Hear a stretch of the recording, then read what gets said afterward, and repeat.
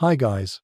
Tonight we ease into the kind of winter that makes your breath turn to tiny crystals before it even has a chance to escape. You stand on the ragged edge of the Old West, the world around you already swallowed by a storm that moves like a living creature. The wind shoves against you in long, angry pushes, and the horizon vanishes behind rolling curtains of white. It is the kind of cold that slips through seams, sneaks under clothing, and reminds you very quickly that out here you probably will not survive this unless you get smart, fast, and maybe a little lucky.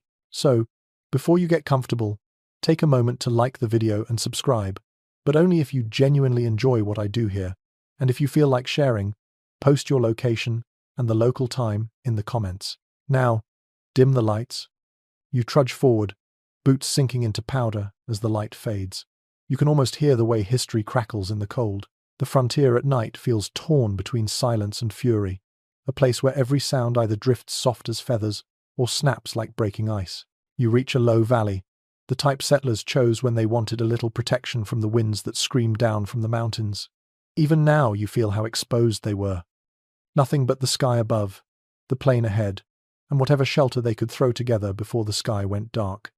A few logs and a leaking roof often had to substitute for what you would call a home. The storm is starting to cover the structure in snow, disguising the roofline and blurring the windows until the whole cabin looks like it is shrinking under the weight. You step closer, and your gloved hand meets the raw texture of frost-coated logs. A mainstream historical fact flickers through your thoughts. Many early frontier cabins were built without proper ceiling because settlers were racing the weather, building fast instead of well. Gaps between logs were stuffed with mud or moss, or anything that looked like it might behave itself long enough to hold back the wind, but nothing stays still during a blizzard. You place your ear to a wall, and the groans echo through the wood. A quirky tidbit comes to mind. Some settlers swore that the cabin walls talked during winter storms, muttering complaints about snow loads or the ghosts of travelers who never reached safety. Whether they really believed this or whether it was a way to distract themselves from the fear is a mystery you will never quite solve. Historians still argue whether these tales were expressions of frontier superstition or simply boredom wearing a costume. Inside, the warmth is thin and uneven, like someone tried to stretch one small fire across too much space. You shut the door behind you, and flakes melt instantly on your shoulders. The air tastes of wood smoke, old pine, and damp wool. Your fingers begin to thaw and tingle, which is both comforting and painful. A family might have lived here, or perhaps a pair of drifters who built the cabin before moving on. Whoever they were, they understood how fragile comfort was. Out here, the space between warmth and danger was narrow enough to trip over. You scan the room and imagine the nightly routine. Settlers battled the cold with stubborn practicality. Every evening was a race. Stack the wood, patch the roof, check for cracks where cold drafts sneak through like spies. The cabin feels like a ship in a blizzard ocean, and every sound makes you wonder which plank will fail first. You move toward the small window, where the wind rattles the shutters. Snow swirls outside in frantic spirals, each flake another reminder that winter in the Old West was not a background detail, it was the antagonist. You walk to the center of the cabin and crouch near the hearth. The fire sputters with an orange glow. It is not much, but it is better than nothing. Many early settlers learned from indigenous nations that the placement of the fire mattered. A central hearth warmed bodies more evenly than a fire against the wall. But not everyone had the skill or the time to rebuild their floors, so they made do. You pull your coat tight and sit in the warmth zone, the small pocket where heat feels real. Outside of that circle, the cabin is a freezer framed in timber. The wind roars again. It sounds like an entire river of air smashing into the outer wall. You stay where you are and let your eyes adjust. Shapes emerge slowly in the dimness. A few blankets piled in one corner. A wooden chest, some tools, a rope, a half-empty barrel of water with a layer of ice on top, a few nails and hooks hammered into beams where wet mittens might have hung to dry. You imagine the people who lived here. Did they sleep well? Did they fear the storms? Did they whisper into the darkness, hoping morning would come? You step toward the bedding corner. Straw is scattered around, flattened and twisted. Early settlers used whatever they could gather, often stuffing mattresses with straw or leaves. Over time, the material broke down, creating lumps that poked ribs and backs all night. But it was still better than lying directly on a frozen floor. You brush your hand over the bedding and feel how cold it is. The kind of cold that makes your joints ache just thinking about lying down. A shiver runs down your spine. You picture yourself curling up here while the wind hammers at the door and the fire starts to fade. The pressure of the moment becomes strangely soothing. You find a small wooden chair and sit again near the hearth. The fire snaps quietly. You let your mind drift into the sort of thoughts settlers might have had in storms like this. Were the livestock still alive? Were neighbors safe? Would the roof collapse under snow by dawn? Did anyone remember to store enough water before the barrel froze completely? The Old West was harsh, but nighttime storms were another level entirely. People tried to sleep, but sleep was as unpredictable as the weather. Some nights you drifted off quickly simply because your body gave up. Other nights you paced or whispered prayers or sang low tunes to keep the fear from rising.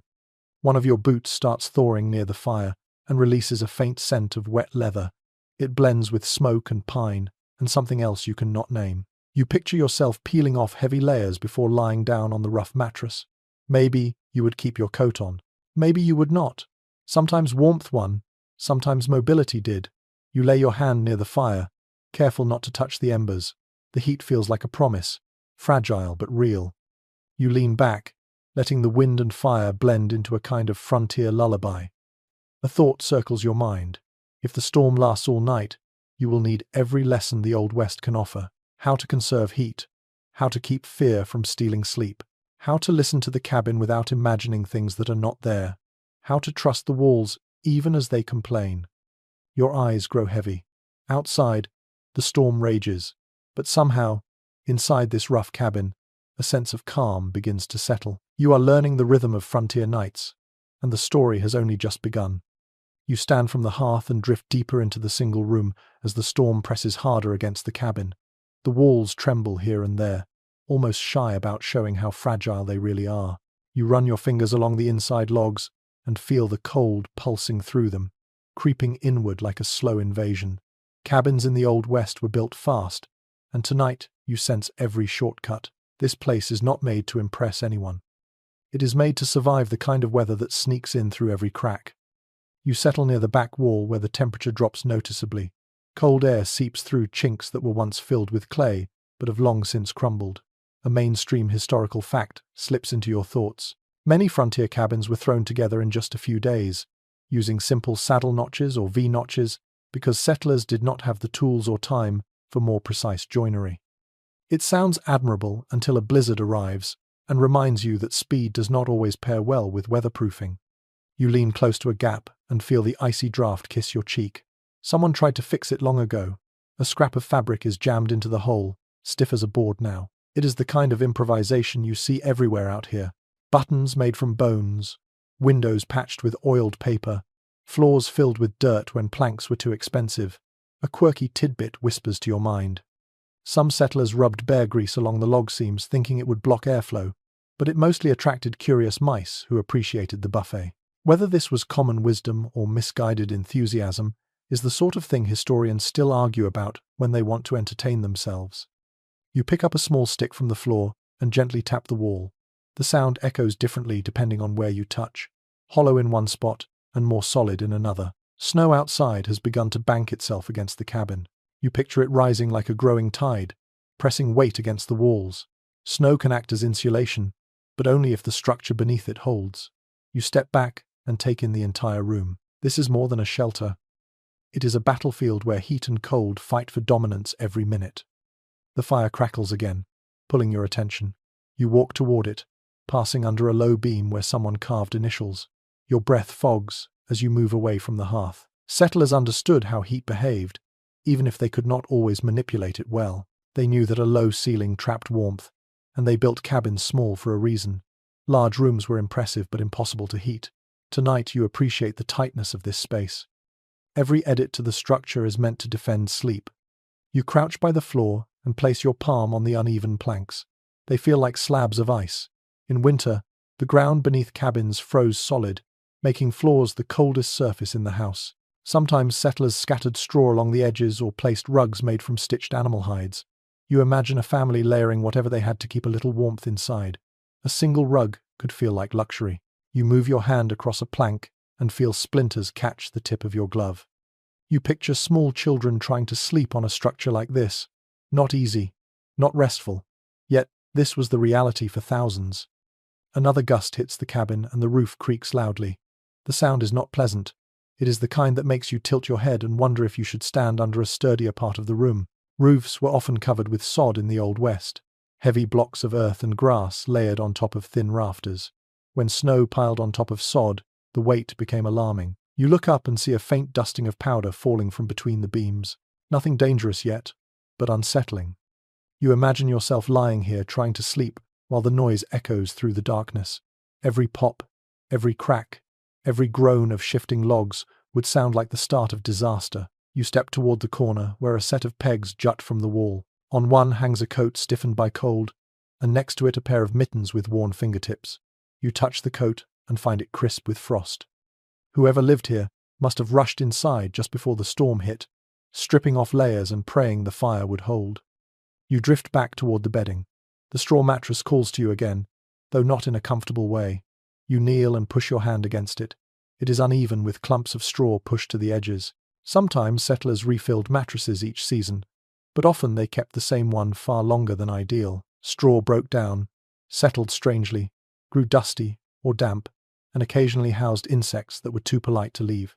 Sleeping on one of these during a blizzard required acceptance. You would not get comfort. You would get function.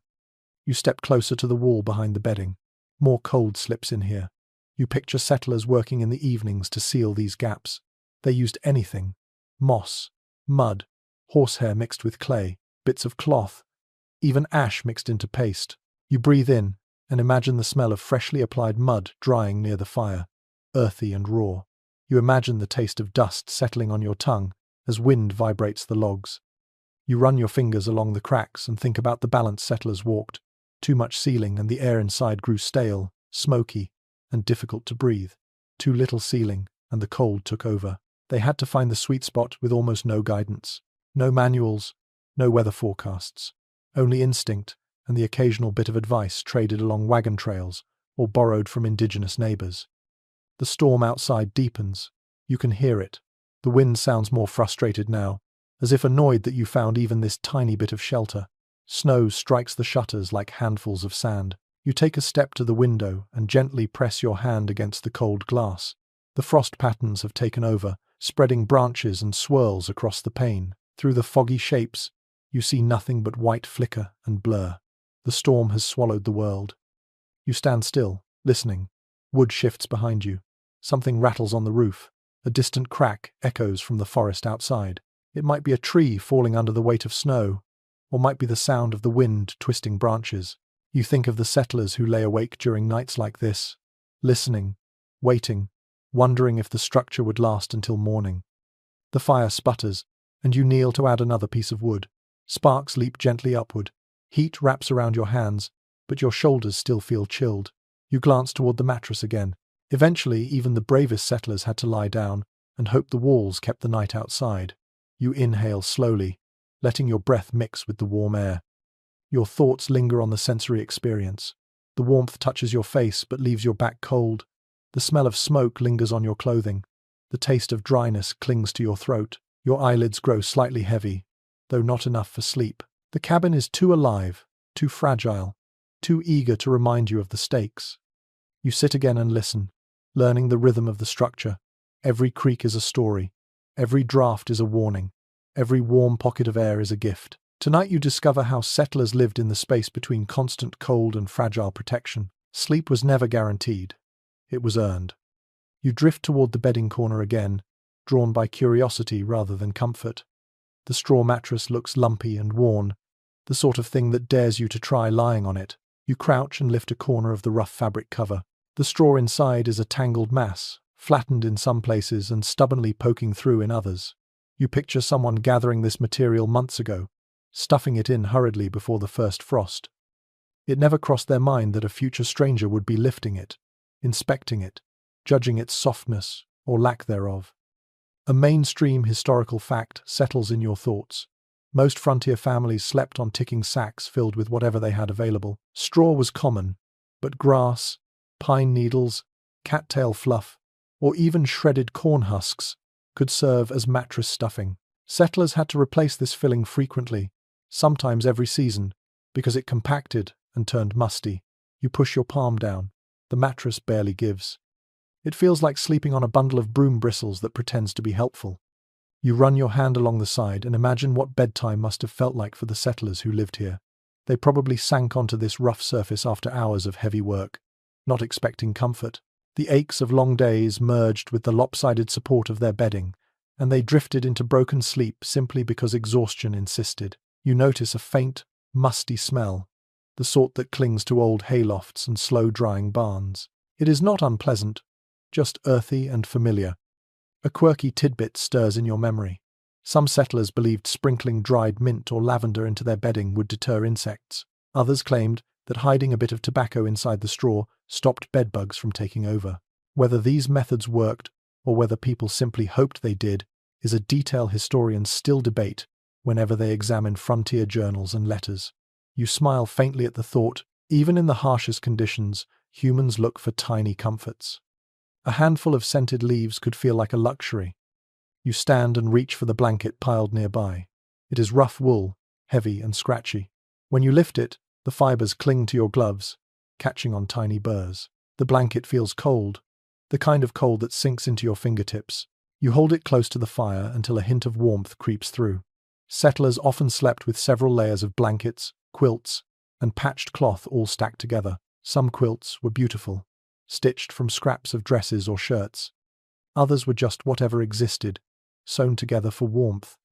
You wrap the blanket loosely around your shoulders and step away from the fire. Immediately the cold clings to your legs, reminding you that warmth has boundaries inside this room.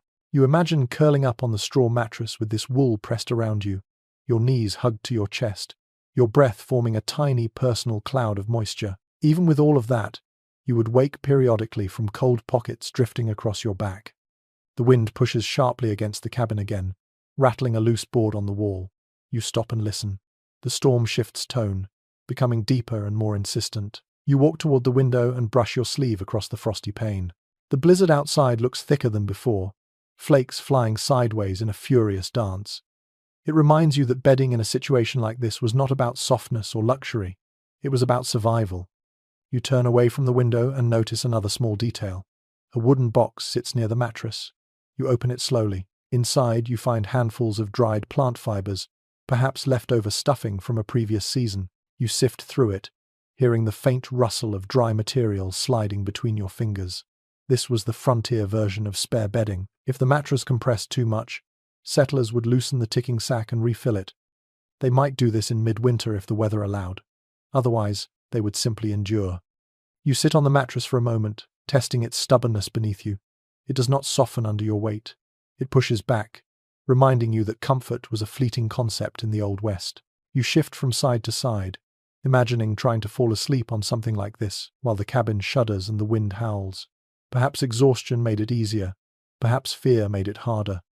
You lean back on your hands and gaze at the braided rug beneath your boots. Rugs like this were often made from strips of worn clothing, braided together and stitched into circles or ovals.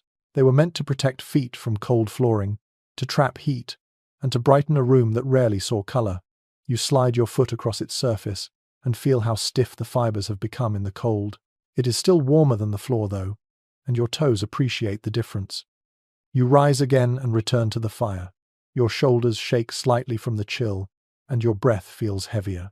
You feed another piece of wood into the flames and watch as the glow strengthens. Settlers often slept as close to the fire as they safely could. Sometimes entire families arranged themselves in a semicircle around the hearth, rotating positions during the night, so everyone got their turn in the warmest spot. Your gaze drifts back to the mattress. You step toward it again and lower yourself slowly, easing into a reclined position. The straw crunches beneath your weight. It shifts awkwardly, creating small ridges under your shoulders. You adjust, then adjust again. Eventually you find a position that feels less like lying on a pile of sticks. You close your eyes briefly and inhale the smells of the room. Smoke, wool, dust, aging straw, a hint of cold pine. There is something calming about it, even if the comfort is mild. You open your eyes and study the ceiling. The beams above are rough cut, with bits of bark still clinging to them. Snow thuds softly now and then as it slides off or shifts weight. You imagine the roof bending slightly under the pressure. Nights like this must have made every sleeper hyper-aware of the sounds above and around them. A cabin was strong, but it was also vulnerable. You sit up and let your feet dangle over the mattress edge. You notice a small cloth bag tucked beneath the bedding. Curious, you pull it out and loosen the tie. Dried herbs spill into your palm. Perhaps this was someone's attempt to sweeten the air or calm the nerves. People used what they had. A few herbs, a warm drink, a story shared by firelight. Small rituals helped them sleep, even when the world outside felt hostile. You stand, stretch your arms, and move back to the fire. You savor the sudden warmth that grabs your chest and face. You think about how settlers layered blankets, hides, straw, and clothing in attempts to trap heat. They did not have electric heaters or insulated mattresses. They had grit, improvisation, and hope that the storm would eventually pass. You walk one more circuit around the room, touching the worn surfaces, listening to the storm, imagining the weight of life lived here. Bedding in the Old West was not soft, not luxurious, not always clean, but it mattered. It offered hope. It offered rest. And on nights like this, even the roughest mattress felt like a lifeline. You move closer to the pile of animal hides folded near the hearth, drawn by their dense heft and the memory of countless stories about frontier winter nights. When you lift one, the weight surprises you. It pulls down on your arms like a sleeping creature. The fur brushes your knuckles, soft on the surface yet thick with an underlayer built for survival. Buffalo robes were the frontier equivalent of modern thermal blankets, and tonight you feel exactly why. The air inside the cabin is icy enough that your breath still forms a faint mist, and the hide seems to drink that cold from your hands and give back something warmer. You spread the robe across your lap and marvel at its construction. Early settlers relied heavily on hides, particularly buffalo, elk, or deer, because fabric was scarce and expensive until trade routes grew. One well-documented detail from frontier life was that buffalo hides could last for years, offering insulation strong enough that many families slept under nothing else through entire winters. The robe you handle now carries a faint, earthy scent, a mix of fur, smoke, and old weather. You run your fingers through the fur, imagining the nights when settlers wrapped themselves like cocooned insects, hoping their own body heat would rebound off the dense fibers. The hides did more than warm. They shielded families from drafts, muffled the creaks of unsettled walls, and turned primitive beds into something almost cozy. You lift the edge and pull it around your shoulders. The warmth hits quickly, drawing a quiet exhale from your lungs. You glance toward the door and imagine a settler returning home through thigh-deep snow, hanging this robe on a wooden peg and letting the frost melt off while the fire crackled. Many frontier accounts mention hides stiffening like wooden planks when left outside too long. People sometimes had to beat the fur with sticks to soften it again. A curious snippet from period journals hints that children occasionally used these frozen hides as makeshift slides, dragging them through snowbanks until parents scolded them for ruining precious bedding. Whether they truly ruined anything or whether parents simply worried about risking their best winter gear is something researchers still discuss when studying daily life on the plains. You shift the robe slightly, feeling how it molds to your shape. It is heavier than any modern blanket, almost like a companion leaning against you. The weight brings an unexpected sense of safety. You picture sleeping beneath several of these, with only your nose exposed to the cold air. If the fire died overnight, the robes might be the only barrier between comfort and frostbite. The storm outside deepens, the wind turning into long, steady pushes against the walls. You hear snow sliding, pressing, shifting. You tighten the hide around your frame, appreciating how it traps heat that would otherwise flee. Settlers often placed hides both above and below them, knowing that cold floors stole warmth faster than open air. A hide under the body served as a primitive mattress pad, minimizing heat loss. A fur cover above sealed the arrangement like a winter envelope. You stand and walk toward the straw mattress again, dragging the robe behind you like a trailing shadow. When you lower it onto the bedding, the fur spreads into a thick, luxurious-looking layer that instantly makes the straw appear more inviting. You lie down carefully, letting the hide wrap around your shoulders, your chest, your legs. The sensation is immediate. Heat collects between your ribs and arms, too subtle to call hot, but strong enough to soothe. You close your eyes for a brief moment. Through the robe, you feel the faint crunch of straw and the roughness of the fabric ticking. The robe softens everything, its warmth seeping through your clothing. You imagine lying like this while the storm threatens to rip the shutters off the windows. Many frontier families slept in layers, sometimes alternating robe, blanket, quilt, robe again. Those with fewer resources might share one hide among several people, rotating who got the warmest spot each night. The fire pops behind you, sending a brief spark of light across the ceiling. You sit up again, pulling the robe tighter. You run your hand along the thick hair, noticing how it catches the glow. The colors shift from brown to deep gold to near black, depending on the angle. You sense the presence of the animal that once roamed the plains. It is one of the few connections settlers had to warmth that nature provided for free. You stand and fold the robe loosely around your body, pacing slowly across the cabin floor. The hide muffles the cold air moving near your legs. It smells faintly of tallow and smoke, as though it remembers being part of someone's winter ritual. Period letters often mention how hides became softer and more comfortable with time, absorbing smoke from the hearth until they carried the scent of home. You turn toward the small wooden chair and sit, robe still wrapped around you.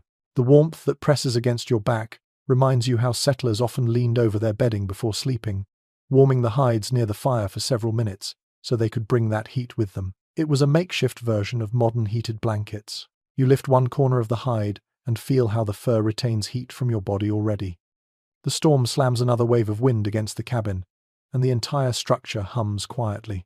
You pull the robe closer and glance toward the ceiling, half expecting snow to drift through the beams. Nights like this tested every stitch, every rope, every nail. Sleep could come only when the body surrendered, not when the mind believed it was safe. The robe on your shoulders makes that surrender feel more plausible. You rise again and check the edges of the room. Cold gathers near the floor and along the lower logs, drifting in like unwelcome guests. You press your foot against one spot and feel a miniature breeze. Under normal conditions, this draft might be annoying. Tonight it borders on dangerous. A thick hide thrown across the lower wall might block the worst of it. You drape the robe temporarily against the seam, imagining how settlers improvised insulation with whatever they had. Rugs, sacks, quilts, and hides often doubled as wind barriers. You retrieve the robe again and bring it back to your body. The warmth now is more pronounced, clinging to your chest. You picture wrapping yourself in several layers, then lying close to the fire with your feet pointed toward the hearth. Some families reportedly heated stones in the fire, wrapped them in cloth, and tucked them under the blankets near their feet. Others placed hides directly on heated rocks to warm them before sleep. It was an old trick borrowed from many indigenous traditions, though historians remain divided over which groups influenced which techniques first. You settle once more on the edge of the mattress, hide nestled around you like a shield. You stroke the fur absently, imagining how many nights settlers must have whispered stories beneath these layers. Tales of lost travelers, of wolves circling cabins, of distant relatives on the trail. These stories softened fear just enough to coax dreams into existence. The fire continues to glow, and you sit quietly, letting the robe hug your shoulders. You breathe in its scent, the mix of earth and smoke that feels both ancient and grounding. Outside, the blizzard continues to rage, but inside this cocoon of fur, you sense a small, stubborn refuge. Sleep in the Old West never came easily during storms, but hides like this made the attempt possible. You finally rise, shake out the robe gently, and drape it across the mattress, as though preparing for the night yourself. The storm can scream all it wants. For now, you have learned one of the oldest secrets of frontier sleeping. Survival was often wrapped in fur. You return to the fire, drawn again by the pulse of warmth that feels like the only steady thing inside this restless cabin. The logs glow orange at the core, their edges crumbling into soft flakes of ember. You kneel and feel the temperature rise sharply as your hands hover above the flames. For a moment you imagine stretching out right here, letting the heat lull you into sleep. In the Old West, many families did exactly that. A small hearth was not just for cooking. It was the midnight guardian, the heart of the home, the one place where cold dared not intrude. You shift closer, letting your knees press against the uneven floor. Early frontier settlers built fireplaces with whatever stone they could gather nearby, shaping them crudely but effectively. One widely recorded detail from the period notes that many hearths were constructed too shallow or too wide, which caused sparks to leap farther into the room. You look down at the burn marks scattered around the fire pit and understand immediately how this happened. A poorly placed ember could ignite a blanket or hide. Fire warmed the settlers, but it also kept them nervous. You reach for the poker leaning against the hearth and tap one of the logs. A shower of sparks spirals upward, lighting the rafters for a heartbeat. The noise merges with the distant groaning of wind outside. You add another piece of split wood, pushing it firmly into the glowing pile. The fire accepts it hungrily. Cooking fires did double duty during winter nights, first filling the cabin with dinner's aroma, then simmering low until morning. Settlers depended on the embers not just for heat but as a source of light. When the storm raged like it does now, stumbling in darkness could be just as dangerous as stepping outside. You sit back and imagine a family gathering here in the cold months. Parents often arrange children closest to the hearth, curling their small bodies like kittens around the warmest area. Adults slept farther from the flames, accepting the chill because they felt responsible for tending the fire through the night. Some diaries mention mothers waking every hour to adjust the fuel, feeding tiny sticks quietly so their children would not stir. A lesser-known frontier observation suggests that people sometimes slept in rotations, with one adult always awake to coax the fire if it started to fade. Whether this was a common practice or something families improvised during severe storms is something cultural historians still examine with interest. You stretch your legs toward the flames and feel heat seep into your boots. The leather softens slightly as it warms. You lean back, closing your eyes for just a moment, letting the crackle sink into your ears. The rhythm is steady, calming, almost hypnotic. It is easy to imagine drifting into sleep like this, your face warmed, while your back shivers from the cold behind you. This uneven heat was a hallmark of frontier living. Too close to the fire and you risked singeing clothing or overheating one side of your body. Too far away, and the cold stole everything your blankets fought to keep. You shift to the side and glance at the simple iron tools beside the hearth. A skillet, a small pot, a ladle blackened with use. These would have cooked stews that lingered overnight. Thick broths meant to stay warm as long as possible. You breathe in deeply and almost taste the ghost of simmered beans and venison. Many families left stew pots tucked into the coals so the contents would remain edible until dawn. It saved fuel, saved labor, and served as a midnight comfort for anyone who woke shivering. You touch the hearthstones lightly. They are warm but not hot.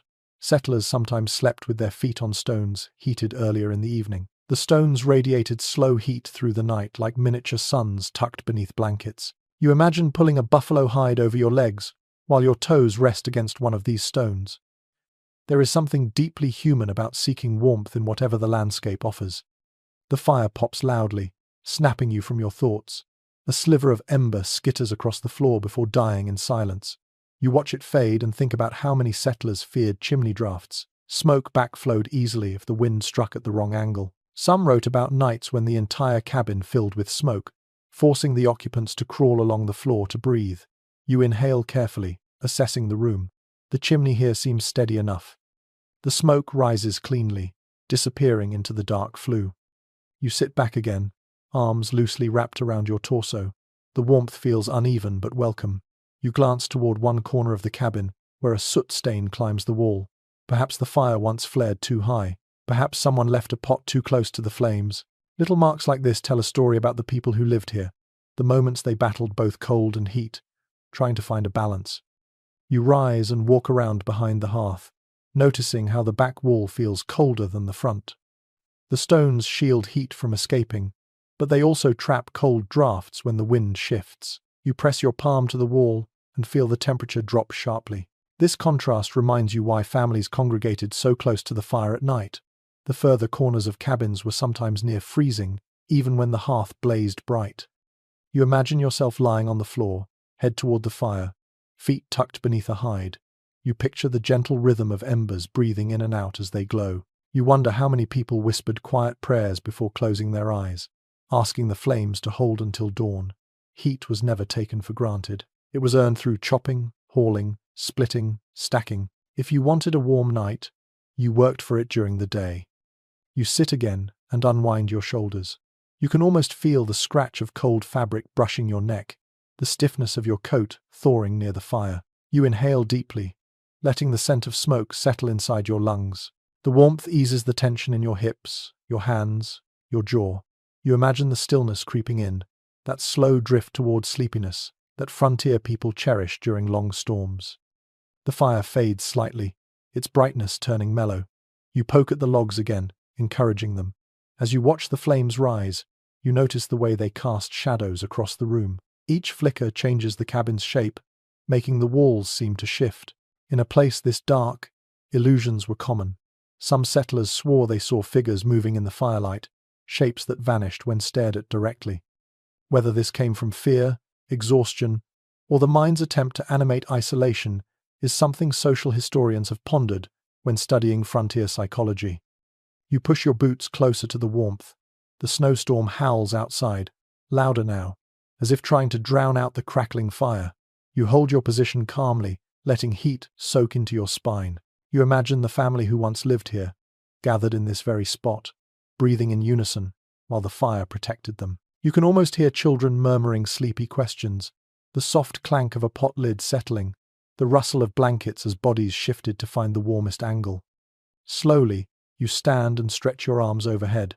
The warmth from the fire lingers on your skin, even as cold air brushes the back of your neck. You turn once more to face the flames and let the last rush of heat settle over your cheeks. This hearth mattered. It was the difference between endurance and defeat. It was the silent companion that kept settlers alive through the kind of nights that swallowed the world. The fire continues its steady song, the heartbeat of the cabin, and for a moment, as you watch it dance, you feel as though you could sleep here too, guarded by its glow. You leave the hearth's glow and move toward the wider open space of the cabin, imagining how a family might arrange themselves at bedtime during a storm like this.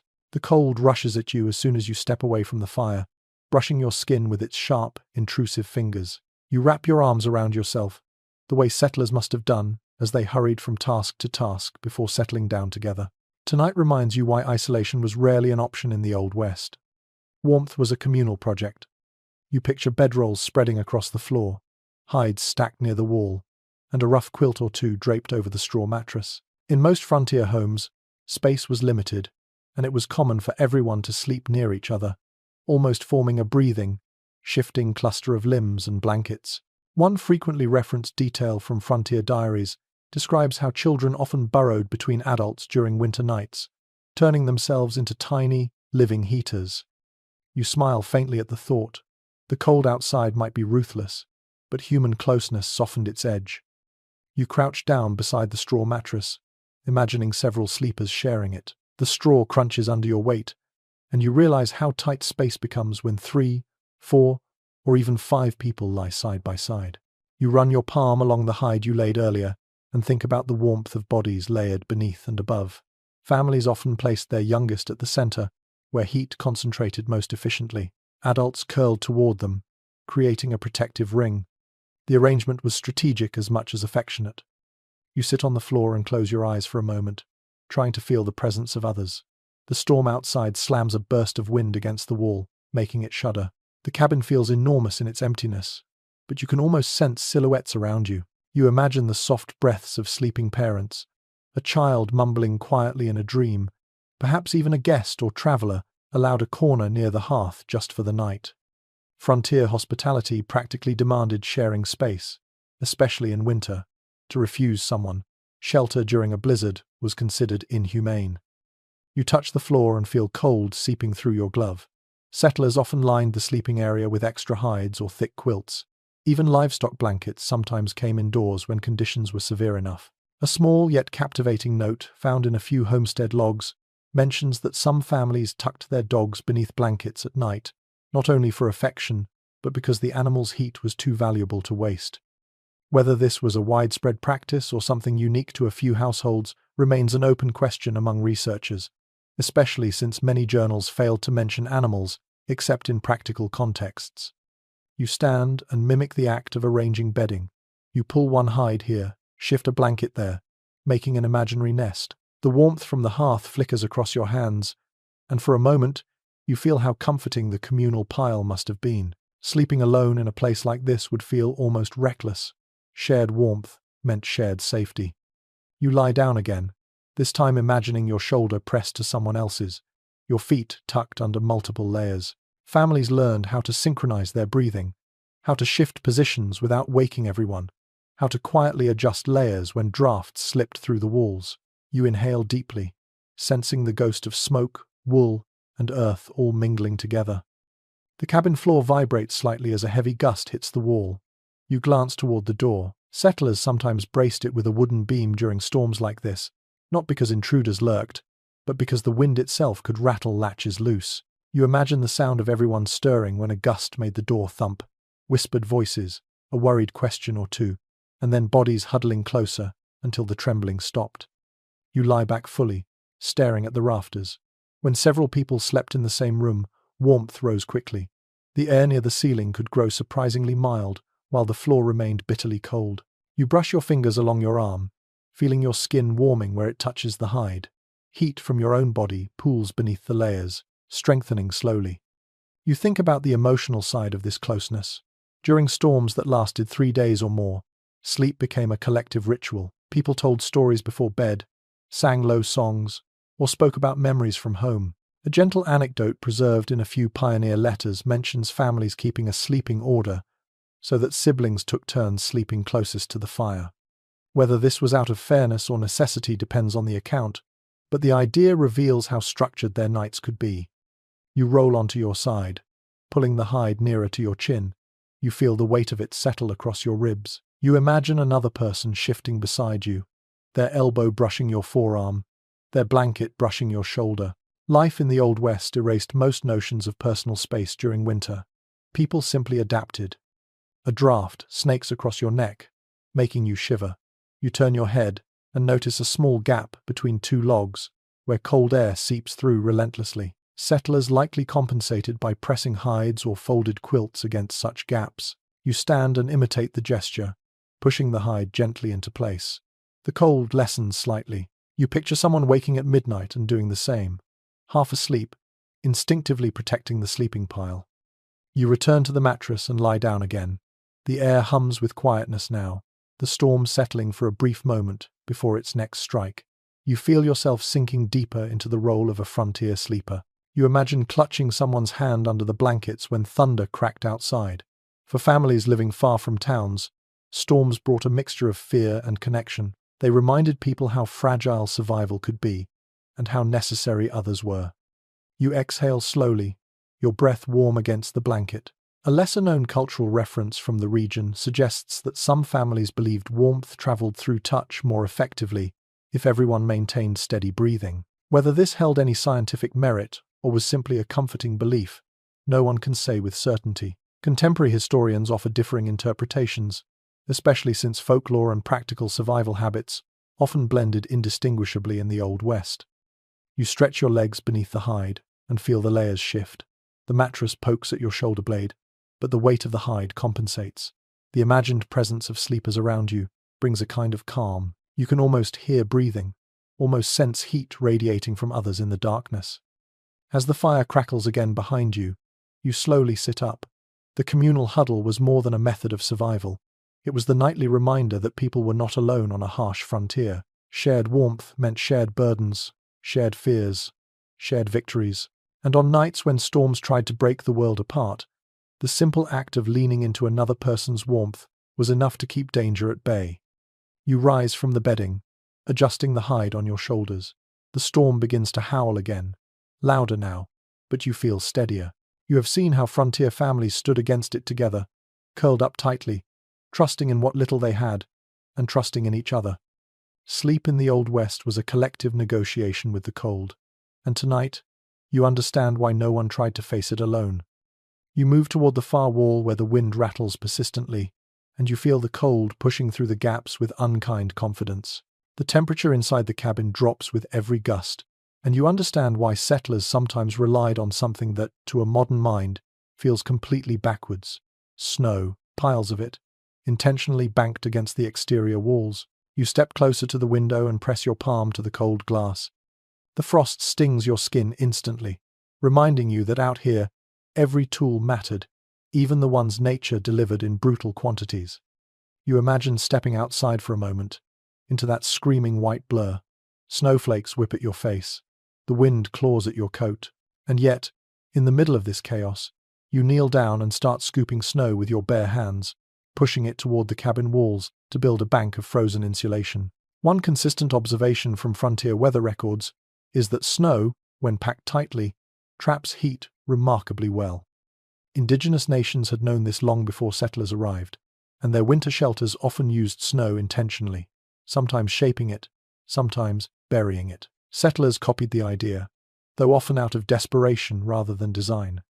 You step back from the window and look around the cabin, imagining the outside, buried up to the sill. Snow presses inward, sealing cracks, slowing drafts, and muffling the storm.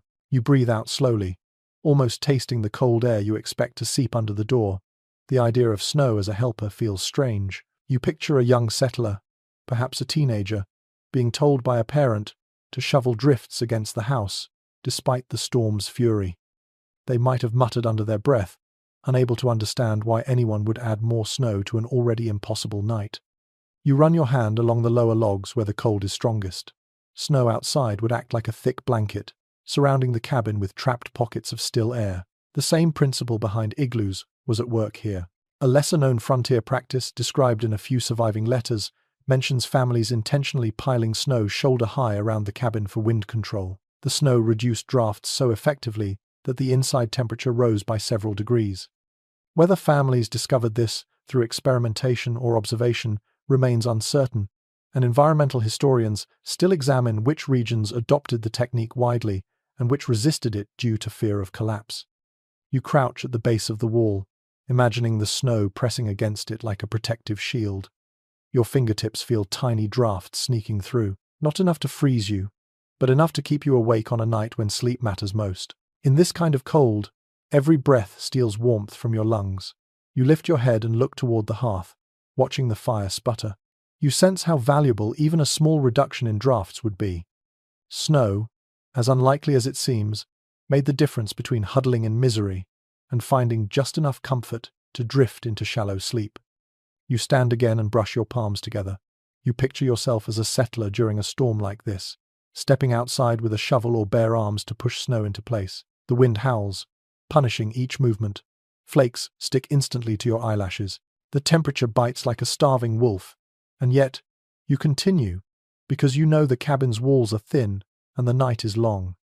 You know that if the fire weakens, those few inches of packed snow might be all that stands between your family and frostbite. You turn toward the door, studying the frame. A thick bank of snow outside would also block the bottom gap. Settlers often stuffed fabric or moss along the threshold, but storms forced them to do more. You picture someone pushing snow right up against the door with their boots, pressing it flush until only the upper hinge remained visible. One intriguing anecdote preserved in a winter journal from the Dakotas describes settlers intentionally burying half the door during storms, then digging themselves out in the morning. Whether this practice was widespread or an isolated quirk of unusually daring homesteaders still prompts debate among regional historians who examine the cultural differences in how newcomers adapted to the plains. You cross the room and touch the wall again, closing your eyes. With snow banked outside, the cabin interior would grow quieter too. Heavy drifts absorbed sound. Instead of the violent shriek of wind, you might hear only a low, muffled hum, like the world outside had pulled a blanket over its head. You imagine lying on the straw mattress, wrapped in hides, listening to the softened storm instead of its full fury. The psychological relief would have been immense. Winter storms were frightening, but when the sound dulled, even slightly, sleep became more reachable. You move toward the window and picture the scene more clearly. Outside, snow piles halfway up the glass, glowing faintly under moonlight whenever the storm thins. The world becomes dimmer, quieter, more enclosed. You place your palm on the sill again. The cold is still strong, but you imagine how much worse it would feel without snow pressed against the outer logs. Snowbanks created a temporary cave, a small fortress of frozen protection. You step away from the window and squat beside the wall, imagining yourself pushing a hide against the interior seam.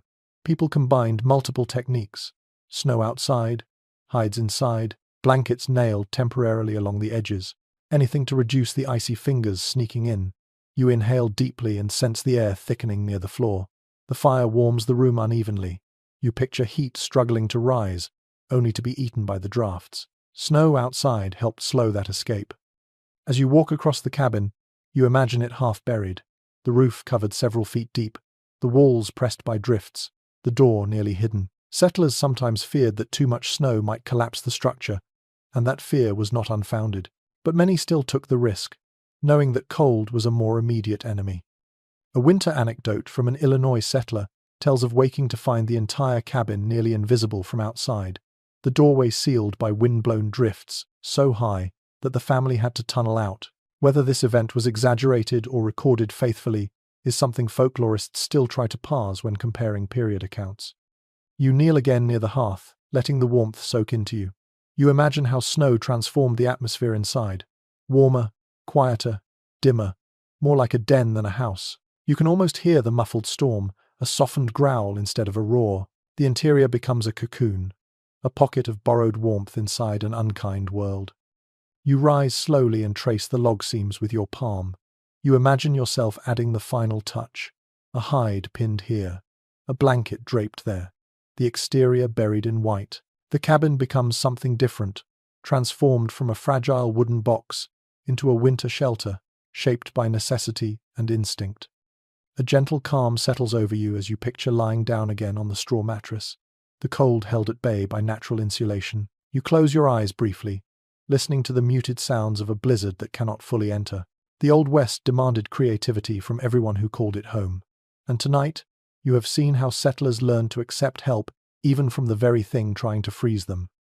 You open your eyes and glance around the steadying room. Snow outside may be fierce, but inside, the world finally feels a little less cold. You walk toward the door and feel a draft cutting along the floor like a thin blade, reminding you that nightfall on the frontier was not a gentle transition. It was a checklist, a ritual, a test. You stand there for a moment and imagine the last frantic errands settlers rushed through before they dared to lie down. Sleep was not a simple act when storms like this prowled outside. It was something earned through effort, through preparation, through the daily battle against a landscape that loved to remind people how small they were. You reach for the wooden bar beside the doorframe, the kind settlers often used to reinforce the latch when winds grew violent. You slide it into place, hearing the dull thud as it locks across the door. That sound alone would have comforted countless homesteaders. Securing the entrance meant the house was ready for the night, or at least as ready as it could be. One documented detail from pioneer housekeeping notes explains how settlers checked doors and windows multiple times during storms, because latches made from simple wood pegs often loosened when the cabin walls shifted under pressure. You rattle the door gently. It holds, but not with confidence. You crouch and seal the lower gap with a hide you drag over from the bedding corner. The fur blocks the draft instantly, puffing slightly as cold tries and fails to pass through. You press the hide firmly into place and imagine how someone might have done this every evening in winter. Routine tasks never stayed routine when survival depended on them. You stand and look around the cabin. The fire flickers, casting thin shadows across the walls. Before settlers slept, they tended the flames carefully. They added just enough fuel to keep it alive, but not so much that the embers would flare dangerously while everyone rested. You kneel by the hearth and poke the logs gently, adjusting them until the fire settles into a steady glow. Period journals often mention how adults watched the flames until their eyes burned, unwilling to drift off until they were certain the fire would behave. Even a single spark landing on a hide could change everything. You rise again and head toward the window. Frost patterns creep across the glass like tiny white branches. You press your palm to it and feel the cold bite instantly. Settlers often scraped frost away before bed to ensure the pane had no cracks or gaps forming beneath the ice. A curious example from an Ohio homestead account describes families using the back of a spoon to gently chip away loose frost so they could inspect the edges. Whether this was typical or just one family's habit is uncertain, but it shows how important these small checks were. You turn from the window and head toward the roof beam where a long pole lies against the wall. You lift it and look upward. Snow thuds softly against the shingles. Some families, especially those with sod roofs, used poles to tap loose snow from the top so weight would not build dangerously overnight. You mimic the motion, gently tapping the beam above you. Loose flakes drift down, sparkling briefly in the firelight. The light snowfall inside the cabin reminds you how fragile these structures could be when storms lasted for days. You move toward the woodpile stacked neatly beside the hearth. You run your hand along the split logs. Settlers always checked their wood supply before sleep. Running out of fuel in the middle of a blizzard meant rising into freezing air to chop more, a risk no one wanted. One lesser-known insight from frontier accounts indicates that many families set aside a night stack, a small pile of carefully dried pieces chosen for slow, steady burning. Whether every household used this method remains unclear, as sources vary wildly from region to region, but the idea feels perfectly sensible in this moment. You gather a few pieces and place them beside the hearth within easy reach. Then you lift the kettle resting on the stones, feeling the remaining warmth in its handle. Hot water was precious at night. You imagine yourself filling it earlier in the evening, letting it steam while the family prepared for bed. Warm drinks soothed dry throats and offered a moment of calm when the cabin rattled under the storm's assault. You place the kettle back gently and move toward the moaning wall where wind presses hardest. You press your ear to the logs. The cold hums through the wood. It sounds alive, as if the storm itself hums a warning. You step back and scan for any visible gaps. You notice one narrow crack near a roof beam. You reach up and push a scrap of fabric into the gap, feeling it wedged tightly. Simple tasks like this filled the last hour before bed, the kind of maintenance that settlers performed half out of habit and half out of fear. You turn toward the center of the room, listening as the wind shifts again. The fire pops. The door groans. The roof creaks with the weight of snow. You imagine a family pausing every few minutes to check these sounds, debating whether to reposition bedding further from the wall or whether to add another hide against the seam. Sleep needed preparation, but it also needed courage. You walk to the cabin's small loft ladder. Many frontier homes used lofts as sleeping spaces during winter because warm air rose and collected there. You climb a few rungs and feel the difference almost immediately. The air near the ceiling is warmer, softer, easier to breathe. You picture children being sent up first, their small hands gripping these same rungs, their voices drifting softly as they settled under blankets. Some families carried embers wrapped in metal containers up to the loft so children would not freeze during the night. You pause on the ladder, imagining the faint rustle of quilts and the giggles that sometimes slipped out before parents hushed them. You climb down and return to the heart of the cabin. The fire dims slightly, throwing a red glow across your hands. You notice the shadows tremble, shaped by the wind's uneven rhythm. You sense how settlers learned to read these shadows. A flicker might mean a draft getting stronger. A sudden swirl of smoke might signal a shift in the storm. Evening chores were not just tasks, they were the first line of communication with the weather. You kneel by the hearth again and add a final small log. You watch flame wrap around it slowly, gently. You feel heat on your face, cold on your back. That contrast becomes sharper each minute. It is a reminder to move deliberately, to check again, to be certain nothing is forgotten. You walk one slow circle around the cabin. You test the door. You test the walls. You glance up at the rafters. You run your hand across the bedding, smoothing it as though expecting others to follow. A quiet stillness settles across the room, just for a moment. The chores are done. The storm still roars, but the cabin has been prepared.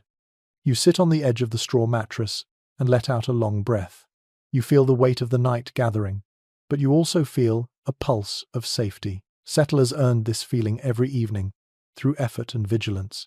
Only once everything was checked, sealed, adjusted, and warmed did they allow themselves to sink beneath blankets and hope the storm would stay outside. Tonight, you feel that same shift. The chores are complete. The storm is still hungry, but the cabin is ready. You sit quietly for a moment, feeling the weight of the storm pressing against the cabin, when another sound slips into your awareness. A distant howl, not the wind, something deeper, wilder. You rise slowly, stepping toward the door with a cautious instinct that countless settlers felt on nights just like this. Predators didn't wait for calm weather. In fact, storms sometimes emboldened them. The scent of livestock, the flicker of firelight, the weakened structures half buried in snow, all drew attention from the dark edges of the prairie. You press your hand against the rough wood of the door, listening. The howl fades, replaced by the raw hiss of wind curling around the corners of the cabin. Still, the possibility lingers. Wolves, coyotes, even the occasional mountain lion prowled near frontier homesteads during harsh winters, searching for anything desperate enough to leave shelter. One well-known detail from frontier writings explains how families commonly assigned night watches during severe storms, not only to tend the fire but to guard against animals testing the walls or sneaking toward the livestock pens. You imagine the unease of sitting by the window, peering into a world of swirling white, not knowing what moved out there. You take a slow step backward, scanning the shadows inside the cabin. Night watches weren't just about animals. Sometimes they were about sound, about reading the storm's behavior, about detecting whether the roof might sag, The shutters might loosen, or the fire might backdraft. You imagine rotating between waking and sleeping every few hours, the way grown men and women once did when storms threatened to outlast the night, not out of paranoia, but out of necessity. You sit on the chair near the hearth and look toward the window where the frost shimmers. Your ears search the storm for more howls, more signs of movement. The logs crackle, the roof settles, the fire snaps. Then, faintly, another noise, low and rolling, as if a creature breathes close to the wall. You tense instinctively, though you know it might just be wind bending the trees. Period settlers often mistook one sound for another. A peculiar note found in a Kansas settler's journal describes a night when the family stayed awake for hours. Convinced wolves circled the cabin, only to discover in the morning that the noise had come from snow sliding off the roof. Whether the memory was exaggerated or faithfully preserved remains a topic some folklorists debate when comparing regional winter tales. You rise again and approach the window, careful not to disturb the fragile frost patterns. You wipe a small patch with the tip of your glove, peering outside. White, endless, drifting white. Snow hits the glass in bursts, creating momentary shadows that resemble movement. You lean closer, heart pacing faster, imagining yourself watching the tree line for eyes glinting back. The wind moans again and you realize how settlers, isolated for miles in every direction, face the night with courage you can barely comprehend. No neighbors to call, no patrols to warn them, only thin wooden walls and their own ability to listen. And listening was a skill. They learned the difference between a shifting branch and a prowling predator, between the snap of freezing wood and the thud of hooves, between silence that meant calm and silence that meant something was stalking. You step away from the window and close your coat tighter. You picture a father or mother sitting exactly where you stand now, clutching a lantern while the others slept. The firelight slows your heartbeat. You settle on the edge of the straw mattress, still listening. A draft sneaks across your ankles, tugging you back to alertness. You adjust the hide blocking the doorframe and then check the shutter latch again. Settlers often walked these same paths inside their homes, circling quietly in the dim glow, confirming every weakness. You kneel beside the hearth and hold your palms toward the warmth. The fire's glow dances across the room, illuminating the corners where shadows gather and retreat. You imagine someone taking the first watch tonight, sitting in that same spot, warming their hands while watching for silhouettes through the window. A small family might take turns awake, whispering in low voices to avoid waking children. A lone traveler, stranded in a storm, might fight drowsiness with every breath, knowing sleep could invite danger. You rise once more and scan the ceiling beams. The wind rattles the structure again, and you imagine those parents pausing to interpret the sound. Was it a loose shingle, a shifting drift, or something stepping on the roof? Winter storms distorted reality. Sound traveled in unpredictable ways. One lesser-known observation, preserved in a few regional accounts, suggests that frozen air could amplify distant noises, making a wolf somewhere on the hillside sound like it stood right outside the door. Whether this phenomenon was caused by acoustics or imagination remains a point of curiosity among environmental historians. You approach the small wooden ladder leading to the loft. Settlers sometimes positioned their night watchers up there, so they had a better view of the room and the windows. You climb a few rungs and look down. The cabin seems smaller from above, but also safer, more defensible. You imagine a mother up here, rocking slightly as she keeps her eyes on the fire and her ears tuned to every sound. Maybe she clutches a tin cup of warm broth. Maybe she whispers a quiet prayer between gusts of wind. You descend again, feet tapping against the cool floor. You pick up a heavy iron tool resting near the hearth. Not exactly a weapon, but in the Old West, anything within reach doubled as protection. You set it down gently, listening once more. The wind swells, filling the cabin with a long breath of sound. Then, gradually, it fades into a softer moan. You exhale slowly. The danger outside might be real or imagined. Settlers had to accept that uncertainty. Sleep came only when the storm allowed it. You walk toward the door again and press your palm against the wood. You imagine feeling vibrations from paws landing lightly on fresh snow. You imagine the cold air carrying the scent of livestock from the nearby pen, luring hungry predators. You imagine the night watcher tightening their grip on the lantern, debating whether to peek outside or stay still. In most cases, they stayed inside, trusting the walls to hold until morning. You step back, your shoulders relaxing little by little. The storm drones on. Another small sound echoes, like a distant bark swallowed by wind. You tilt your head, studying its rhythm. You realize it could easily be a tree limb striking another, or the cabin's structure settling. The frontier demanded a strange mixture of caution and resilience. You had to react without panicking, listen without imagining too much, stay alert without losing your mind to the dark. You return to the mattress and sit, letting the tension in your muscles ease. You picture the family finally lying down together once the first watch assures the cabin is secure. Perhaps they whisper goodnight. Perhaps they say nothing at all. Perhaps only the watcher remains awake, leaning against the wall with a blanket draped around their shoulders, watching the fire breathe. You lie back slowly, your head sinking into the uneven straw.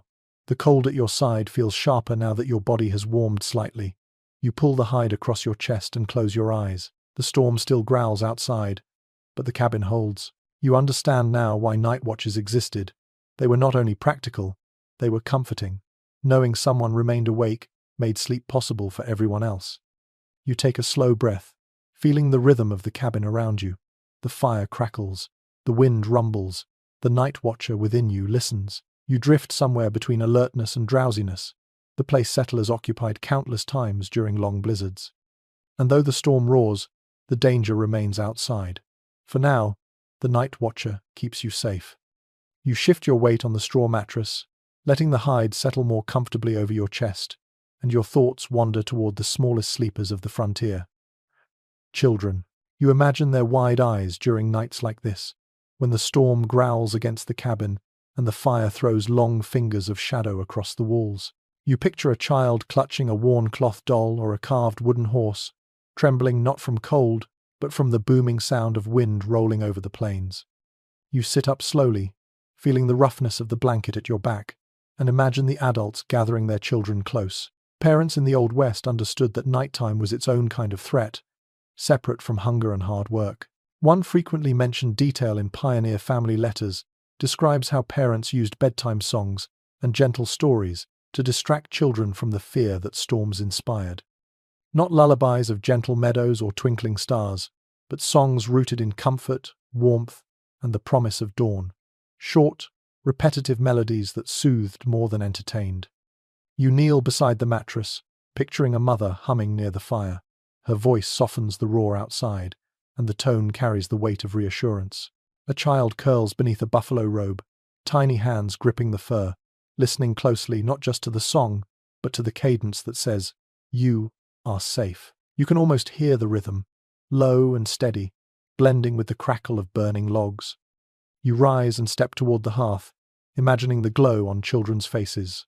Firelight twinkled in their eyes, turning fear into fascination. Some families shared stories instead of songs, tales that didn't always shy away from darkness, but reframed it. You kneel, place your hands near the fire, and think of the way these stories passed from parent to child. A peculiar example preserved in a small collection of frontier folk tales describes parents telling stories about winter spirits who patrolled the outside world to ensure children stayed safely indoors. Whether this came from creative parenting or genuine belief is uncertain, and cultural historians still explore how much of such winter lore reflected teaching methods versus superstition. You sit back on your heels and look toward the loft ladder. Many children slept up there, where the warmest air collected. You imagine their small bodies bundled together beneath quilts stitched from scraps of old shirts and dresses, voices whispering about the noises of the night. Some children were brave, pretending they enjoyed the storm's fury. Others buried their faces into their blankets whenever the wind hit the cabin too hard. You climb a few rungs of the ladder and pause, feeling the warmth rising toward your shoulders. You close your eyes and picture siblings sharing a single pillow stuffed with feathers or cattail fluff, listening to their parents below.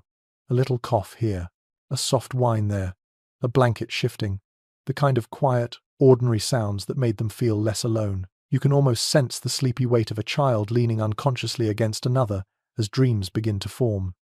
You descend again, landing softly on the cool floor. You cross the room and crouch near the window, hearing the wind scrape against the shutters. Children were often afraid of these scraping sounds. They imagined claws, or ghosts, or giants walking through the drifts. You rest your palm against the cold sill and understand why parents worked so hard to mask these noises with songs or stories. The frontier did not provide insulation from sound. The night had a voice, and it spoke loudly. You step away from the window and sit on a folded pile of blankets, The smell of smoke and wool wraps around you like a memory. You imagine a child curling into their mother's lap, too anxious to sleep alone. Many families embraced this closeness. Even when space was limited, even when bodies pressed tightly together, the warmth of closeness was worth it. Domestic writings from the period frequently mention the comfort children found in sleeping beside older siblings or parents during harsh nights. It was not a sign of fearfulness. It was simply how life worked in a small wooden box, fighting the elements. You stretch your legs, letting the fire's warmth reach your toes, and imagine a father telling a story about spring, about green grass returning, about birds nesting in the roof beams. A gentle detail found in several prairie diaries mentions that parents often whispered hopeful images of warm weather to help children fall asleep. Whether these were memories or small acts of imagination is sometimes uncertain, and scholars analyze them as a blend of coping mechanism and oral tradition. You stand and wander to the center of the room, placing your hand on one of the log beams. You imagine children waking in the night, crying softly because the cold found its way through a blanket, or because a strange sound startled them. Parents rose without complaint, adjusting layers, checking the fire, whispering quiet comforts. The frontier demanded so much from adults, yet nighttime care was one of the most constant responsibilities they carried. You feel a pang of understanding. Storms didn't pause for exhaustion, neither did parenting. You walk toward the mattress and lower yourself again, resting your palms flat against the hide. You imagine a child settling beside you, breathing softly, their small frame trembling lightly as the wind roars. You pull the hide up to your chin and feel the weight of it, solid and reassuring. For children, that weight must have been magic, a shield, a promise. The fire crackles again, sending sparks into the dimness. You smile faintly, imagining parents speaking in hushed tones, trying to keep their voices gentle enough not to disturb the little ones. In a world where danger was everywhere, sleep was one of the few moments when children could reclaim peace. You tilt your head back and stare at the ceiling beams. The storm howls, the cabin creaks, yet you feel a tranquility settle over you, echoing the kind settlers created for their families. Warmth through touch, safety through presence, calm through song. You exhale slowly, letting that feeling sink in. Nighttime on the frontier was not kind, but within these walls, parents shaped a small refuge for their children, a refuge made from stories, songs, closest embraces, and the soft rhythm of breathing together. The storm still prowls outside, but here, in the quiet center of the room, you finally understand how even the smallest frontier sleepers found rest. You rise slowly, stretching your back as the straw crackles beneath you, and your thoughts drift beyond the walls of the cabin. Not every settler had the fortune of reaching a shelter before a storm struck. Many learned the hard way that the frontier did not wait for comfort. The blizzard outside howls so fiercely that you can almost feel the presence of travelers in its grip, people stranded far from their intended destination. Tonight your mind follows them onto the trail, where sleep became a negotiation with cold and fear rather than a retreat. You step toward the door and rest a hand against the wood. You imagine pushing it open and stepping into the storm, only to find a wagon half buried in snow just yards away. Perhaps a lantern still flickers inside it. Perhaps exhausted oxen shiver nearby, their bodies stiff with frost. Travel in winter was always a gamble. One detail preserved in several wagon train journals explains that many groups preferred to halt travel at the first hint of heavy snowfall, knowing that mobility in deep snow could turn deadly in minutes. Yet not everyone had the luxury of stopping. Some pushed forward, driven by schedules, dwindling supplies, or desperation. You open your eyes and step back from the door as if returning from that imagined cold. You picture the interior of a wagon, canvas stretched tight overhead, snow piling against the wheels. The bedding inside would be simple at best, a feather tick, a quilt, and maybe a hide or two. Sleep came only after everyone huddled together, their warm breath fogging the canvas. You take a few steps across the cabin floor, feeling your boots sink softly with each stride, as you imagine how cramped and tense a wagon bed must have felt during a storm. You kneel on the floor, scoop a handful of air between your palms, and let it drift out slowly.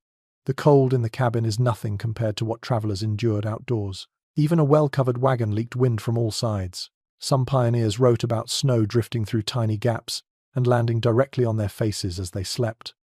A lesser-known but striking account from a Utah-bound wagon party describes travelers waking beneath a thin dusting of snow inside the wagon, their eyelashes frozen together. Whether this story was embellished or simply a stark reflection of life on the trail remains a point of discussion among historians who study overland migration. You stand and imagine how travelers tried to generate heat when a storm trapped them mid-journey. They pulled all available bedding into a single pile, stacked hides along the windward side of the wagon, and sometimes even brought their animals closer for shared warmth. You picture a weary traveler pulling a goat or dog into the wagon bed, not for company, but for survival. You wrap your arms around yourself, instinctively mimicking the tight positions people use to keep the cold from stealing their strength. You walk toward the hearth and let its warmth brush your fingers. You imagine a pot of stew simmering in the wagon before the storm hit, now long cold. Travelers caught in blizzards often relied on whatever food they could reach without stepping outdoors. Hardtack, jerky, maybe a leftover biscuit. Eating while trapped felt more like rationing than nourishment. Without fire, the body's warmth became its own resource to conserve. You turn toward the wall where your shadow wavers, and you picture the canvas of a wagon flapping violently in the wind. A loose tie or snapped rope could mean disaster. You imagine travelers waking repeatedly to check the fastenings, leaning out into the storm just long enough to reinforce them. A peculiar trail anecdote mentions using strips of frozen bacon as emergency ties because the meat stiffened like leather in the cold. Whether this happened frequently or was simply a desperate improvisation recorded once is unclear, though culinary historians occasionally reference it as an example of frontier resourcefulness. You move back toward the mattress and sit, imagining yourself within a wagon bed. The space is narrow, the canvas curves overhead, the storm presses against the fabric like a giant's palm. You lie down on your side and pull the hide over your chest. Even indoors, you feel the cold creeping up your back as the storm intensifies. Outside, travelers endured the full fury of the wind without the protection of thick wooden walls. Sleep for them was shallow, restless, and constantly interrupted. You close your eyes and listen to the sounds inside the cabin. Wind, crackling fire, faint groans of wood.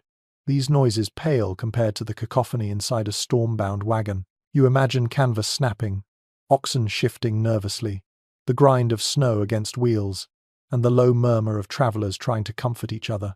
Sleep often came only after exhaustion overpowered fear. You open your eyes again and stand slowly, pacing toward the cabin's far wall. You imagine the moment when a traveler decides to leave the wagon to check the animals or retrieve supplies. Stepping into blizzard darkness was an act of courage that occasionally turned tragic. Some accounts describe travelers losing their way only a few feet from their wagon, disoriented by swirling snow. This chilling possibility still fascinates survival researchers, who analyze how snow blindness and disorientation can warp distance and direction during severe storms. You walk to the window and imagine pressing your face against the frosty pane, searching for lantern light bobbing in the white distance. You picture a wagon train spread out across the prairie, each wagon buried in its own mound of snow, each family fighting the same battle. You imagine the faint glow of fire inside one wagon, a sign that someone was still awake, still warming hands, still whispering quiet encouragement into the night. You turn back into the room, imagining how travelers created makeshift sleeping arrangements to endure the storm. They used saddles as pillows, bundled clothing into pads, draped coats over their heads to warm their breath. They curled close enough that their shoulders pressed, their breaths mingled, and their body heat became communal. You wrap your arms around your ribs, feeling the phantom pressure of being squeezed into a wagon alongside others. You step toward the fire again and kneel. You imagine travelers yearning for such heat, praying that embers packed in a metal container might last long enough to warm their numb fingers.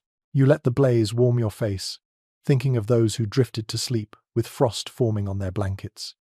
You rise and walk to the door one last time, feeling the draft slide beneath it. You imagine pulling aside the canvas flap of a wagon, peering into the darkness, and knowing that sleep, even uncomfortable, shivering sleep, was the only way to endure until morning. You step back to the mattress and sit slowly, letting your body sink into the straw. Your mind lingers with those travelers caught on the open trail. For them, rest was a fragile act, a gamble against the cold. They slept not because the world was safe, but because they had no choice. Tonight, in this cabin, with the fire still breathing gently behind you, you finally understand the difference. Shelter transforms a storm into a challenge. Being caught on the trail transforms it into a threat. And yet, even there, people found ways to sleep, to hope, to survive until dawn. You sit quietly for a moment, feeling the warmth from the fire settle into your skin before your thoughts drift toward the most desperate form of frontier shelter: snow caves, emergency burrows, the kind of last-moment refuges carved not from wood or canvas, but from the storm itself.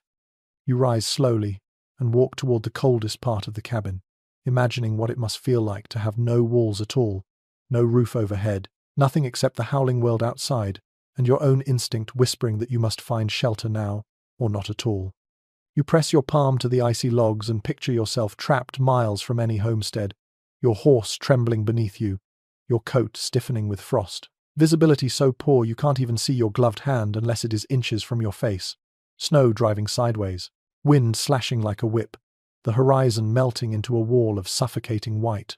Out here, waiting too long meant the cold would decide your fate. That harsh truth appears again and again in accounts left by trappers, scouts, and settlers caught far from camp. Many wrote openly about the terror of sudden whiteouts that erased the world and turned a simple journey into a life-or-death sprint for shelter. You close your eyes and imagine kneeling into deep snow, breath coming fast as you claw your way downward, digging not to escape, but to survive. Snow, for all its cruelty, could be shaped into protection. A frequently noted insight from winter survival stories on the plains is that packed snow holds warmth surprisingly well once it forms a stable cavity. It's counterintuitive, but life out here often relied on contradictions.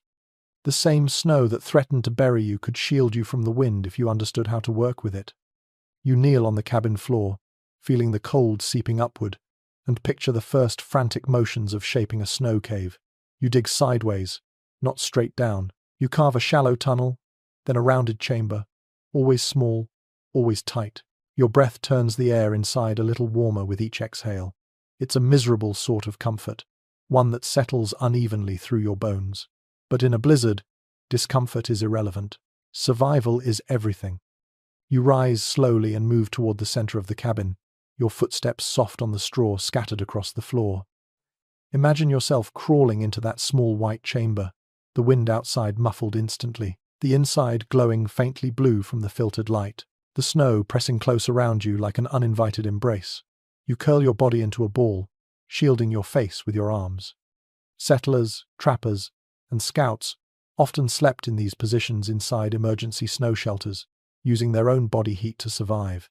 An intriguing detail found in one mountain man's diary describes sleeping with boots and mittens tucked inside his coat, not for comfort, but because the warmth of his chest was the only way to prevent them from freezing solid overnight. Whether this practice was widespread or particular to a handful of seasoned wanderers is still discussed among those who study frontier wilderness habits. You wrap your arms around yourself now, mimicking that posture.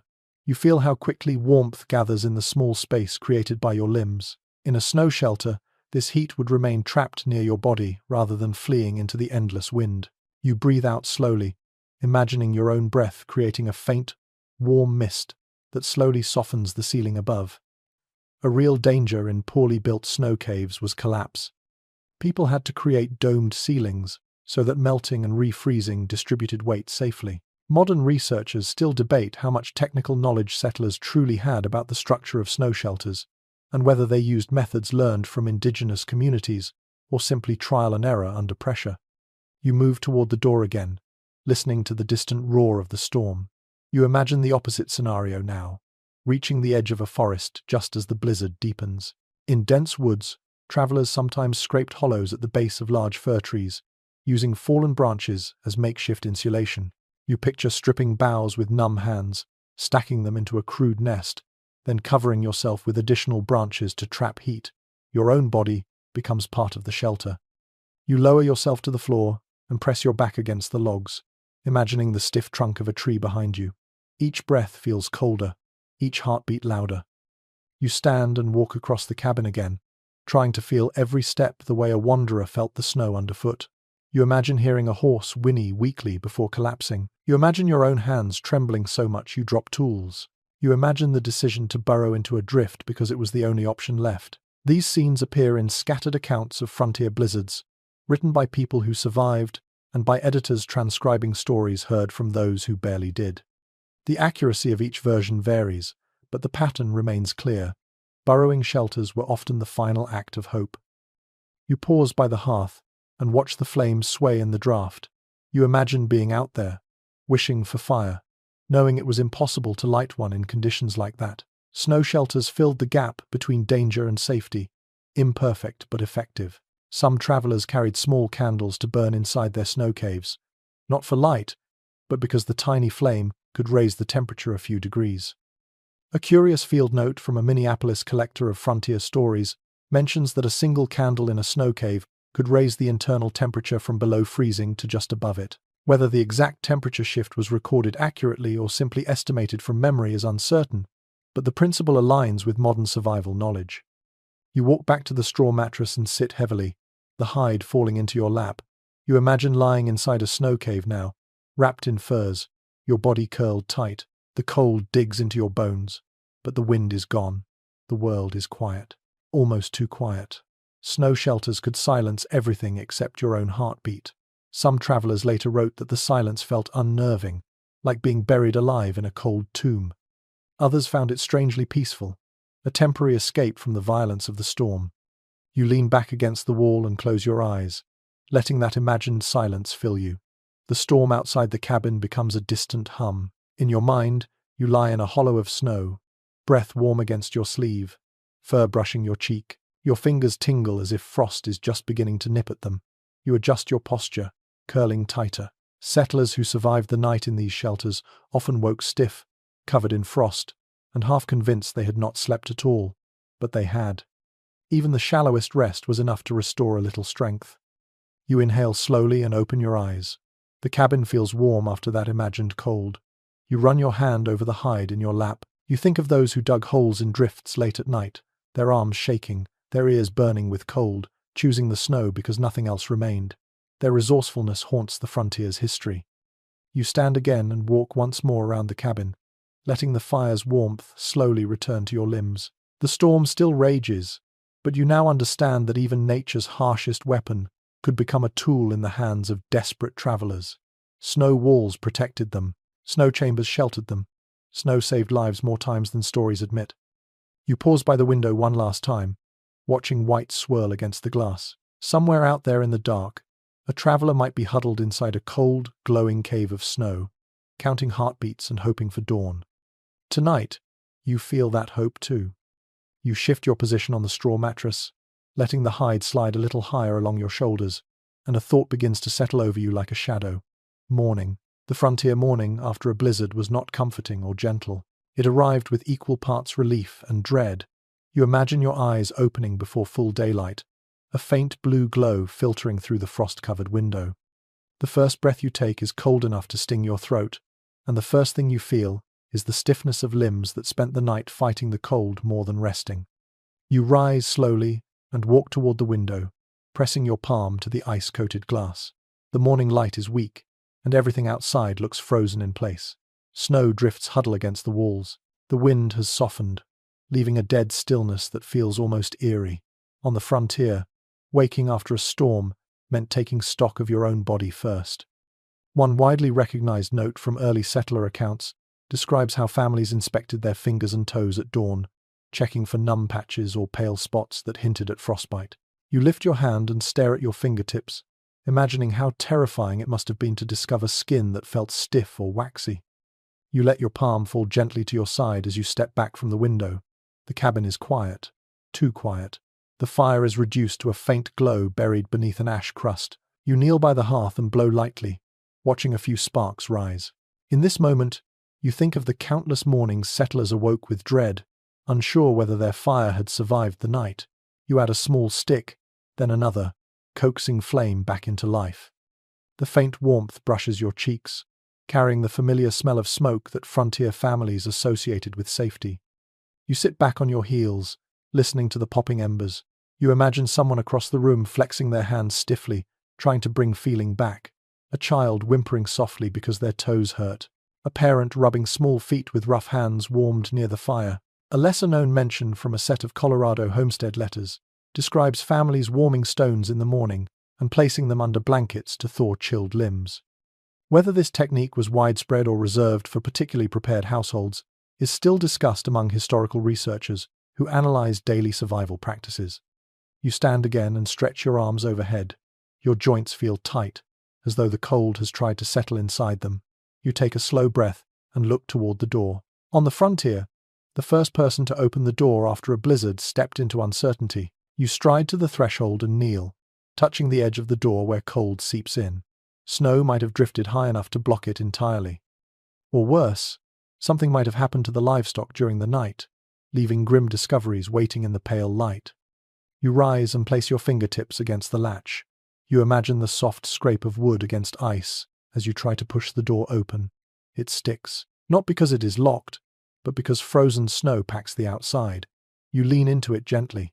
Settlers often used their shoulders to break the first crust of ice in the morning. You give a small nudge, feeling the imagined resistance against your weight. The sensation is unsettling, as if nature itself has trapped you inside. You step back from the door and picture the process clearly. First, a cautious push, then a crack, then a gust of icy air hitting your face as the door finally breaks free. And then the moment of truth, stepping out onto frozen ground and looking immediately to your own hands and feet for signs of trouble. Frostbite did not always show itself instantly. Sometimes it lingered beneath the skin, quiet and cruel. You turn toward the mattress again, mindful of how settlers slept.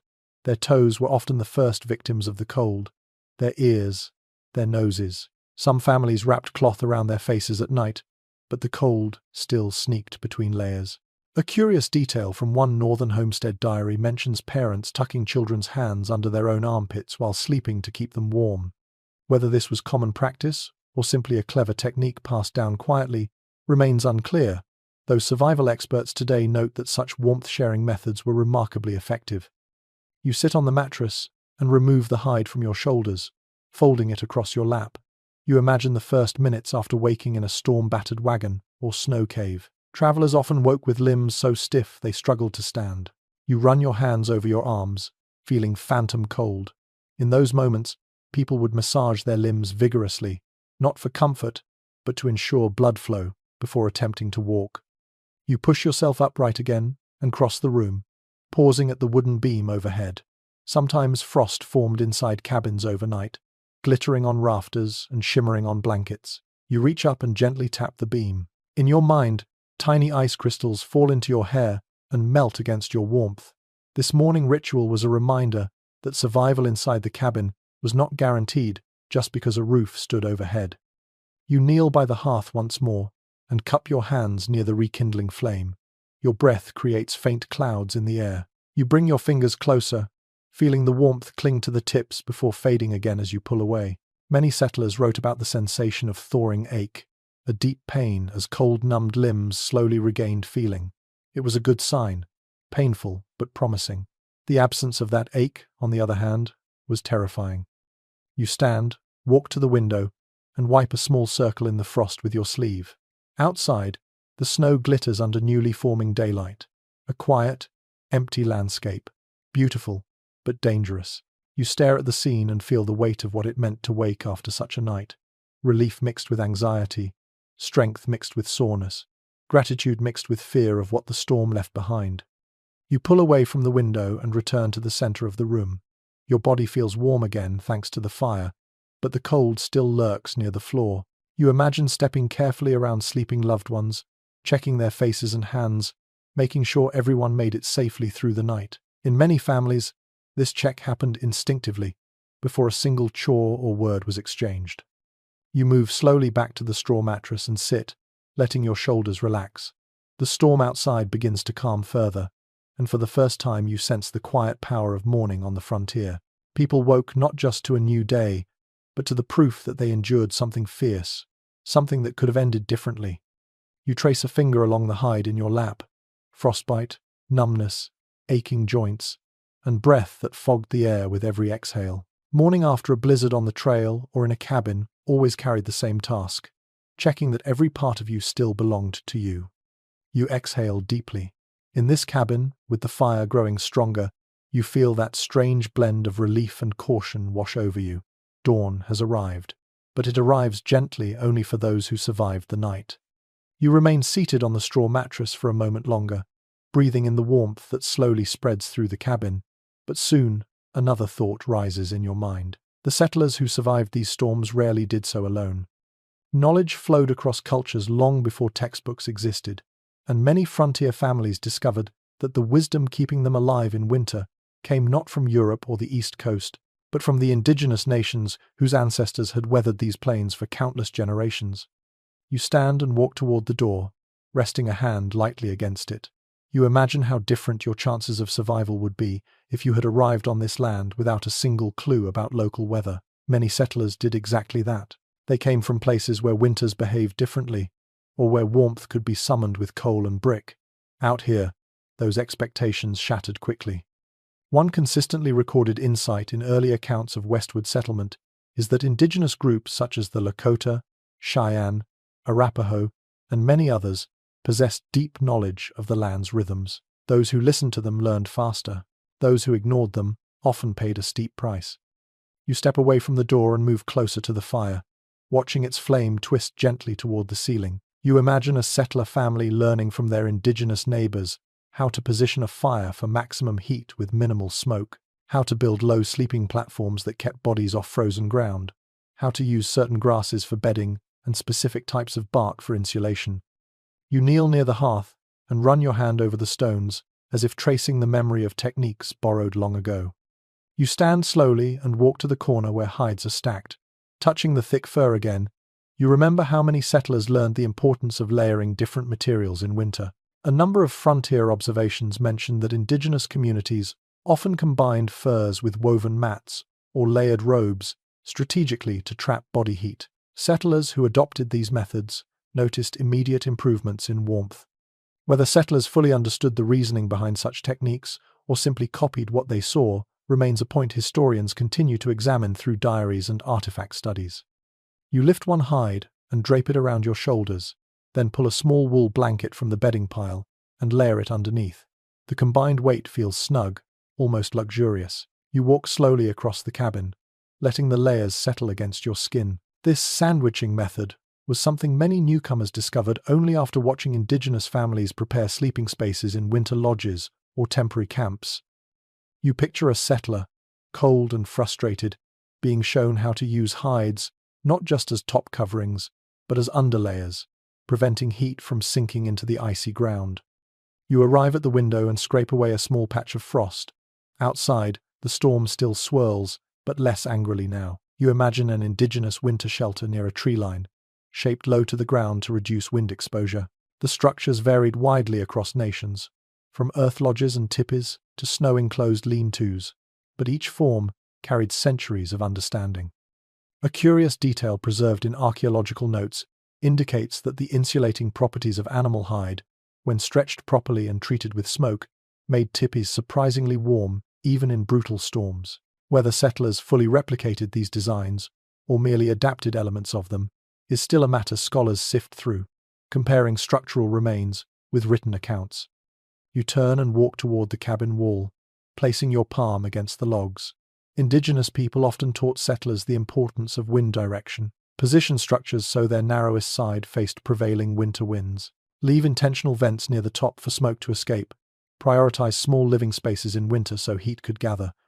You glance around the cramped interior and wonder whether whoever built this cabin learned some of these principles or whether they simply stumbled upon them through trial and error. You pace toward the center of the room, moving slowly as if listening for echoes of the past. Indigenous winter clothing also influenced settler survival.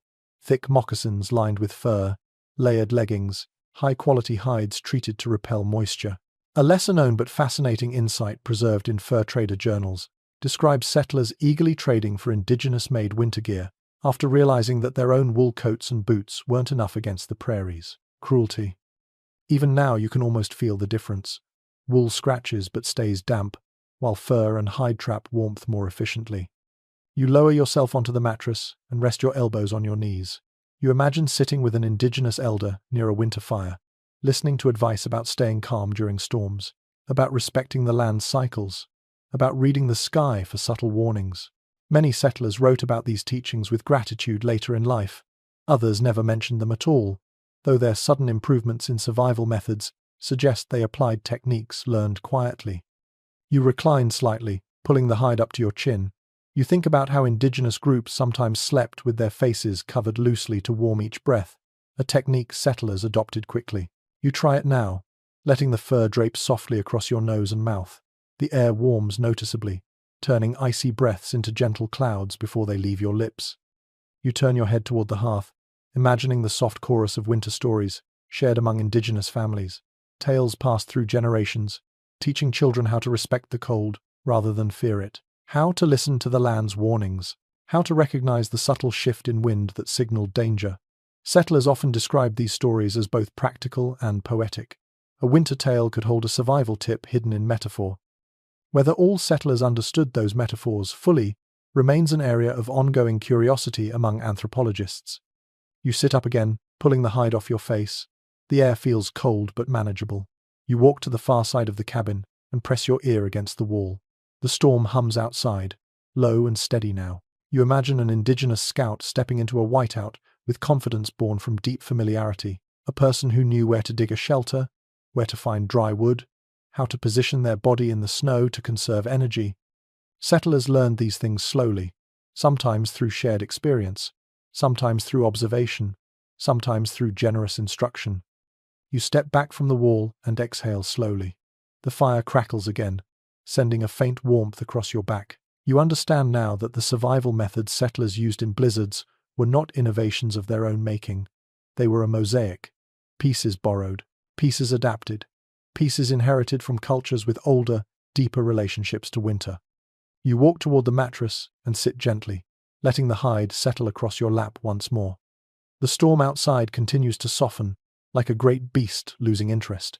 You close your eyes and imagine all the moments when indigenous knowledge nudged settlers towards survival, often quietly, often uncredited, but always powerful. Tonight, wrapped in borrowed warmth and sitting in borrowed methods, you feel that lineage deeply. You sit quietly in the dim cabin, the hide still resting across your lap, and the wind outside carrying a faint rattle through the shutters. After a moment, you inhale slowly, letting the air drift across your tongue. It tastes faintly of smoke and wool, tinged with the earthy cold that seeps in through the smallest cracks. You focus on that sensation, because the frontier was not only heard or seen, it was smelled, it was breathed. It was lived through every sense, and nighttime blizzards sharpened those senses until even the air felt like a story. You rise from the mattress and walk toward the hearth. The fire is burning low now, its glow soft and reddish. You crouch and place your hands near it again. The heat radiates outward in gentle waves, mixing with the smell of charred wood. That scent alone carries history. One commonly noted element from frontier diaries is the persistent aroma of wood smoke that clung to every piece of clothing, every blanket, every hair strand. Settlers carried the scent with them endlessly, like a badge of the winter season. Even after washing, garments smelled like the hearth, because smoke permeated fibers deeply. You stand and turn your head slightly, noticing how the cabin air also holds the tang of damp wool. As you walk past the bedding pile, you run your fingers across a folded blanket. The smell is unmistakable, a mix of lanolin, dried sweat, and lingering winter moisture. A lesser-known detail found in a handful of homestead letters notes that some families scented their cabins unintentionally with the aroma of wet boots drying near the fire. Leather heated too fast released a sharp, almost bitter smell that filled the entire room. Whether everyone tolerated it or simply accepted it as part of frontier life is something domestic history researchers still discuss, since not all homes mention the odor in their surviving records. You take a few steps toward the door, passing by a small wooden shelf. On it, a tin mug, a wooden spoon, a small cloth pouch of herbs. When you lift the pouch, you smell dried sage, faint but comforting. Many frontier cooks added small herbs to their stew pots, not only for flavor but for scent. A warm pot of food made the entire cabin smell richer, warmer, more alive. You place the pouch back on the shelf gently and let your gaze drift around the room. You close your eyes and take in another breath. Beneath the smoke and wool lies a subtler note, the faint musk of animal hides. You walk to the bedding corner and lift a robe slightly, pressing your nose near the fur. The scent is earthy and dense, carrying the memory of the plains. Trappers and hunters often smoked hides to preserve them, giving them a distinctive fragrance that lingered for years. You drop the hide back onto the mattress, letting it spread out naturally. You walk toward the center of the room and slowly spin in place, as if trying to catalogue every scent that shapes the frontier night. You imagine the smell of a stew pot simmering earlier in the evening, perhaps beans or salted pork. You imagine the faint sweetness of cornmeal from the pan that cooked cornbread, and layered beneath everything is that unmistakable mixture of cold air slipping through seams and the warm breath of sleepers resting under heavy blankets. You lean near the window, lifting the frost with your sleeve. The air here smells sharper, cleaner. Winters on the plains carried their own fragrance, a cold metallic tang that seeped inside whenever a door opened. You inhale deeply, imagining stepping outside to gather firewood, the scent of frozen pine drifting faintly on the wind. For some settlers, winter scents held memories. For others, they carried warnings. You step away from the window and walk toward the roof beam overhead. You place your hand against it and imagine the smell of melting snow dripping from the rafters during early thaws. Moisture, wood, and smoke blended together into a scent that some homesteaders described as oddly comforting. A few surviving winter journals even mention people enjoying the aroma of smoke-warmed timber on long storm nights. Whether this appreciation was widespread or simply a personal sentiment recorded in private letters remains a topic of mild debate for those who study sensory history. You look down at the hearth again, noticing how the cabin's scent changes slightly whenever the fire shifts. Smoke curls lazily from a small fissure between the logs, then dissolves into the air. That smell, the soft, warm fragrance of burning pine pitch, wraps around you like a blanket. You crouch again and stir the embers lightly. More scent rises immediately, richer and fuller. You stand and walk slowly toward the door. As you cross the room, your foot brushes a discarded boot. You pick it up and hold it toward your face. The smell is unmistakable. Leather, sweat, dampness, a little smoke, a little earth. This was frontier perfume, unchosen yet deeply familiar. Settlers recognized each other by such scents. Homes, too, developed their own blends, depending on the wood burned, the hides used, and the foods cooked. You set the boot down gently and move again toward the bedding. You lower yourself to the straw mattress, running your hands across its surface. The mattress gives off a faint scent of old grass and dust, reminding you of barns and autumn fields. That scent accompanied every movement settlers made in bed. It rustled up each time someone shifted under blankets. It mingled with smoke, wool, and body heat to create a nighttime fragrance unique to frontier life. You pull the hide back over your legs and inhale. The cabin's entire scent profile comes together now. Smoke, straw, wool, aging wood, cooling stew pots, leather boots, snowy drafts, a blend that was both chaotic and comforting. A blend that meant survival. You lean your head back and close your eyes, letting the smells anchor you. You imagine a child breathing in that mix and recognizing home. You imagine a traveler stepping inside for the first time, feeling overwhelmed by the intensity of it. You imagine morning arriving with new scents, freshly thawed frost, warmed blankets, the smoke of a restarted fire. You open your eyes slowly. Smell, you realize, was one of the quiet allies of the frontier. It signaled warmth. It signaled danger. It signaled life inside a storm.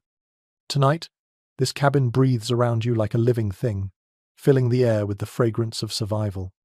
You sit with the hide still draped across your legs, letting your gaze wander around the dim cabin. The fire has found a gentle rhythm again, pulsing warm light into the room. Outside, the blizzard seems quieter now, but not calm. It is the kind of hush that follows hours of fury, a pause that feels heavy rather than peaceful. You shift slightly on the mattress and feel the emptiness around you. Not physical emptiness, but emotional. The frontier was full of it, especially during storms that locked families away from the world for days at a time. You rise slowly and walk toward the door. Your fingertips brush the cold wooden surface. The storm outside has sealed the cabin into its own little island, suspended in white silence. You imagine a family standing in this spot, realizing they might not see another human face for weeks. That realization weighed heavily on settlers. One well-documented observation from prairie correspondents notes that winter storms often deepened the already harsh isolation of frontier living, turning loneliness into something that seeped into dreams. People spoke less, moved slower, waited longer. You step away from the door and return to the fire. You crouch beside it, warming your palms. The cabin grows darker behind you, shadows stretching into corners where the cold gathers. You imagine being trapped here after several nights. The same voices, the same routines, the same sounds. You look into the flames and understand why so many settlers wrote about the strange quiet of storm-bound evenings. With nothing but wind outside and a handful of familiar faces inside, silence felt like a living thing. You walk toward the window, rubbing frost from the glass with your sleeve. The faint whiteness outside makes the interior feel even smaller. This sense of confinement could unsettle even the strongest spirits. A curious detail from a small collection of family journals describes adults pacing the floor repeatedly during long storms, not because chores demanded it, but because stillness made them uneasy. Whether this habit formed out of restlessness or fear remains an open question among social historians who study frontier anxiety. You lean closer to the window, feeling the cold radiate through it. You imagine a mother looking through this same frost, wondering whether her nearest neighbors had survived the storm, wondering if they also lay awake, listening to the wind scrape across their walls, wondering if the loneliness inside their cabin mirrored her own. In winter, distance stretched longer, loneliness grew thicker, conversations became fewer but more meaningful. You turn away from the window and walk to the wooden chair, lowering yourself onto it with a soft exhale. You close your eyes for a moment and imagine lying on the mattress while the storm raged earlier. You remember the sounds, the vibrations, the draft moving across the floor. Now, with the wind quieter, the silence feels even louder. You sense how settlers might have filled these hours with quiet storytelling, or simple humming, or prayers whispered without expectation of reply. The storm gave them no choice but to turn inward. You rise again, pacing softly. Your footsteps echo faintly. You realize how easily isolation could reshape sleep. Nights stretched longer. Dreams became stranger. Many settlers recorded vivid winter nightmares. A lesser-known reference from a Dakota Territory diary mentions recurring dreams about being lost in white fields, unable to find the cabin's door. Whether this dream reflected cold seeping into the sleeper's body or the deeper psychological fear of losing one's way in life is a matter still pondered by cultural researchers. You drift toward the hearth once more, sitting on the floor and pulling the hide tightly over your shoulders. You stare into the flame. In this moment, the fire becomes more than warmth. It becomes company. You imagine settlers watching flames dance, not because they needed to, but because it gave them something to look at, something alive in a room where everything felt too still. The crackling of wood was a form of companionship when human voices grew tired. You stretch your legs and lean back slightly, letting the hide cushion you from the cold floor. You imagine how long nights must have felt when storms lasted for days. The same cabin walls, the same repetitive tasks, the same fear that supplies might run low if the storm didn't break soon. You hear the faint hum of the wind outside, and that sound becomes a reminder of distance, of separation, of being small inside a vast and uncaring landscape. You stand and walk toward the loft ladder. You grip a rung and look upward. Loft sleepers especially felt the strangeness of winter isolation. The world below seemed distant, the world outside unreachable. Childhood memories described winter nights as floating, suspended between cold air below and warmer air above. You climb a few steps, imagining yourself lying up there, listening to faint breathing below, while the storm whispered overhead. You descend and return to the middle of the cabin. You place your palm over your chest and feel your heartbeat, steady but slow. This rhythm would have been one of the few constants in a storm-bound home. You take a deep breath, feel the quiet settle inside your lungs, and understand how people sometimes mistook the stillness for peace, and sometimes for despair. You walk back to the mattress and sink into it, the straw crackling under your weight. You rest your head against the hide and close your eyes again. The quiet feels heavy, the fire crackles faintly, but otherwise the room holds its breath. This is what settlers endured. Long hours with little change, little movement, little contact beyond the handful of people sharing the same space. It shaped them. It changed them. It forced them to find comfort within themselves. You open your eyes slowly and sit upright. Loneliness was not always an enemy on the frontier, but it was always a companion. Some settlers learned to embrace it. Others struggled quietly. And some found that storms magnified every emotion, good and bad, until sleep arrived as an escape. Tonight, as the storm whispers instead of roars, you feel the weight of that quiet settling over you, reminding you how deeply isolation shaped life on the frontier. In moments like this, stillness wasn't peace. It was simply the world catching its breath. You shift your weight on the mattress and let your gaze drift toward the hearth again. But this time your attention goes to the objects scattered around it. A few stones, darkened by years of heat. A metal pan with a long handle. A brick resting near the edge, as though someone placed it there deliberately. You rise and move closer, feeling the uneven floor beneath your feet. The fire casts a soft glow over these tools, reminding you that warmth in the Old West was not simply a matter of building a fire. It was a craft, a strategy, a nightly experiment. You crouch beside the brick and run your hand across its surface. It is still warm, not enough to burn, but enough to comfort your palm. Many settlers relied on tools like this to stretch heat into the cold hours. One regularly mentioned technique in frontier household notes involved heating bricks or stones directly in the fireplace, then wrapping them in cloth and placing them at the foot of the bed.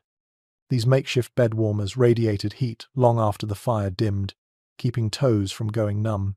You imagine placing this brick under your blankets, feeling the warmth soak into your legs. You lift the brick gently and place it on the straw mattress.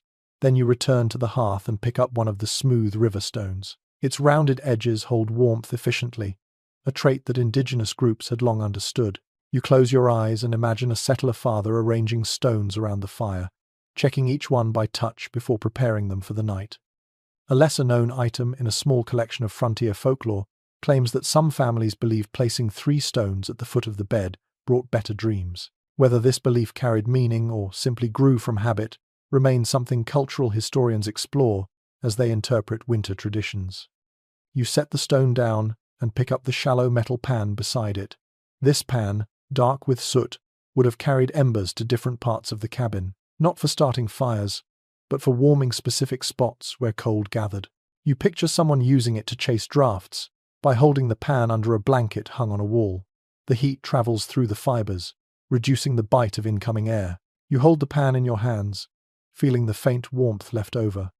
You imagine filling it with a small handful of glowing embers, carefully covering it with a thin lid, and sliding it beneath blankets just a moment before lying down. You stand again, stepping away from the hearth. The cluster of warming tools on the floor paints a picture of how inventive settlers had to be.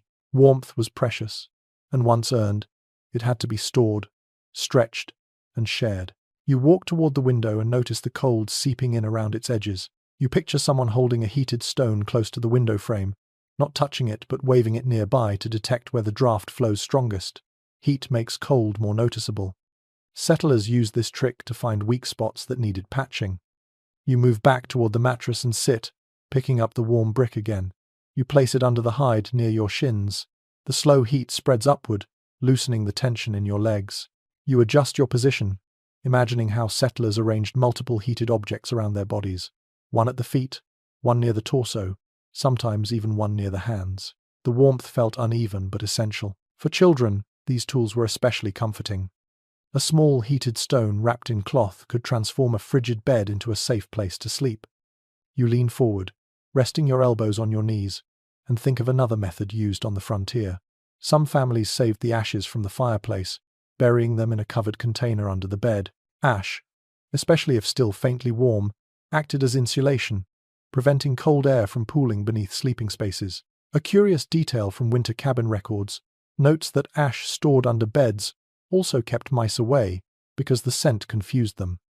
Whether this claim was tested or simply passed down orally remains an open discussion among researchers who look for intersections between practicality and belief. You lie back on the mattress and close your eyes, letting the brick's warmth seep into you. You imagine lying here as a settler, positioning heated stones along your sides, layered beneath hides and blankets. The warmth would not last until morning, but it would give your body a chance to relax enough for sleep. You reach down and touch the hide near your ankle. The stone beneath it feels like a small sun hidden under the earth. You open your eyes again and stare at the ceiling beams. Shadows sway slightly, echoing the movement of the fire. You imagine a mother or father sitting awake, listening for the moment when the stones cooled. At that point, the cold would begin creeping back in, nudging someone to rise and add more wood to the fire. Heated stones and bricks were tools, but they required constant tending. You picture yourself waking from a half-dream, stretching stiff limbs and dragging yourself toward the hearth to begin the ritual again. You sit upright and walk toward the hearth once more. The fire is steady, but you know it will not stay that way without help. You kneel and place another stone near the flames, imagining preparing it for later in the night. You shift logs slightly so the heat reaches the stone more directly. Settlers often arrange their hearthstones carefully, choosing flat ones for fast heating and thick ones for long retention. You feel your hands hover over the flames, your skin warming, your eyes adjusting to the bright glow. You stand and stretch, then walk toward the far wall. The cold here is sharper, more insistent. You imagine placing a warmed brick against this wall, watching the frost melt slightly around it. The warmth wouldn't last long, but it would ease the bite just enough for comfort. Some families hung blankets or hides directly over brick placements, creating a pocket of heat that hovered near the sleepers' heads. You trace your hand along the wall, envisioning where a settler might tuck such a brick. You return to the mattress and lower yourself gently, reaching for the hide and pulling it closer. The heated brick continues to radiate warmth beneath it. You stretch your legs and close your eyes, feeling the contrast between the warm spot and the cold air drifting along your arms. This uneven warmth was simply part of frontier sleep, accepted without complaint, because the alternative was unbearable. You open your eyes once again, letting your mind drift through centuries of people warming stones, heating bricks, tending embers, and shaping the fire for another night. These tools were simple, but they carried hope. Each warmed object said, in its own quiet way, you can sleep a little longer, you can rest. Tonight, with the brick's faint heat lingering near your feet and the cabin holding steady against the storm, you understand why these small tricks mattered so much. Warmth was not simply found on the frontier, it had to be made, kept alive, and held close. You lie still for a moment, letting the gentle warmth from the brick drift through your legs, and then your attention sharpens toward the sounds inside the cabin. The fire crackles softly, but around it, the darkness has a voice of its own. You ease yourself upright and listen more closely. On the frontier, the night was never silent, not even during storms. Darkness carried its own language, and settlers learned to interpret every whisper, creak, groan, and scrape. You stand and walk toward the nearest wall, placing your ear gently against the cold wood. It murmurs faintly beneath your touch, a long, shuddering sigh that vibrates through the logs. You draw your hand down the surface as though tracing the rhythm of its trembling. One often quoted observation from early homestead writings notes that log walls shifted as temperatures dropped, producing sounds like muted knocks or distant thumps. Settlers grew accustomed to these noises, though newcomers sometimes mistook them for intruders in the dead of night. You step back, eyes adjusting to the dimness, and wait. A sudden crack echoes above you. Your head snaps upward. The rafters hold steady, but you can almost feel their stress under the weight of snow. The sound is sharp, as if the wood has exhaled too quickly. You imagine a family waking abruptly to that crack, hearts racing, wondering if the roof was about to fail. A lesser circulated frontier account from a Nebraska cabin mentions rafters popping loudly enough to send children scrambling under blankets. Whether this was unusual or simply typical for certain wood types is still examined in studies of regional building materials. You walk to the center of the room, listening as the cabin settles again. The wind pushes against the walls, soft then strong, creating a low, wavering hum. Sometimes it sounds like distant singing, sometimes like an animal's cry swallowed by distance. You close your eyes briefly, absorbing the mixture of tones. Settlers often described wind as a living thing, something that moved with intention. They weren't being poetic out here. The wind changed quickly, and its different tones carried warnings about approaching gusts or shifting drifts. You move toward the window and scrape a bit of frost from the pane. The storm outside has softened, but the wind still lashes sideways. Snow hits the shutters with rapid taps that almost resemble footsteps. A hollow thump follows, maybe a branch bending under weight, maybe shifting ice, maybe something unidentifiable. You tilt your head, focusing. Night on the frontier produced countless ambiguous noises. Was that sound inside or outside, natural or dangerous? You back away slowly from the window, aware of how fragile the illusion of safety can feel when sound distorts in storms. Travelers sometimes reported hearing voices during blizzards, soft murmurs, indistinct words blown across the plains. Whether these were tricks of the wind or echoes refracted through snow is still a topic in environmental acoustic studies. You listen now and almost understand how easily such illusions could take shape. You step closer to the hearth, letting firelight brighten your gaze. The flames dance quietly, but as you shift your weight, the floor sighs beneath you, creaking with an old tiredness. Settlers heard this same creak whenever someone stood in the night, and the familiarity eventually blended into comfort. But to a newcomer, it could set nerves twitching. You press your palm against the floorboard and wait. A faint tremble travels through the wood, likely just the cabin settling under the weight of snow. Still, the sensation makes you momentarily alert. You walk to the far wall, the one facing the open plains. You lean close again, listening. A new sound emerges faintly, a soft, scraping, irregular and hesitant. Perhaps snow sliding in sheets, perhaps the wind picking up a stray branch. You listen longer. The noise repeats, then fades. You feel your shoulders loosen slightly. Nothing dangerous, just the sound of the storm rearranging itself. You stand still in the center of the cabin, turning slowly in a full circle. Sounds rise and fall around you like breaths. The rafters twitch. The shutters click lightly against their hinges. A small gust squeezes through a crack and whistles a thin tune near the loft ladder. You walk toward it and place your hand against the rung. The wood is cold and firm. You imagine hearing this same soft whistle while trying to sleep, the sound weaving itself into dreams. You tilt your head upward again. A long groan ripples through the roof, deeper than before. You steady your breath. In many surviving letters from winter-bound families, people describe the roof as a restless creature during storms. Some even spoke to it aloud, asking it politely to hold on. Whether they meant it sincerely or said it to ease their nerves remains unclear. But listening to this groan now, you can understand the impulse. You walk back to the mattress and sit. The hide adjusts with a soft rustle beneath you. Even that small sound has a calming quality. You reach down and brush the straw lightly. The rustling crackle feels familiar, grounding. Settlers often found comfort in these small domestic noises because they contrasted with the unpredictable violence outside. You lie back slowly, feeling the sounds shift as your body changes position. The fire crackles in a soft, rhythmic way now, like a quiet heartbeat. The wind hums faintly. The logs murmur. You listen as if taking inventory of every sound that fills the night. Out here, recognizing these noises meant recognizing safety. Anything unusual demanded attention.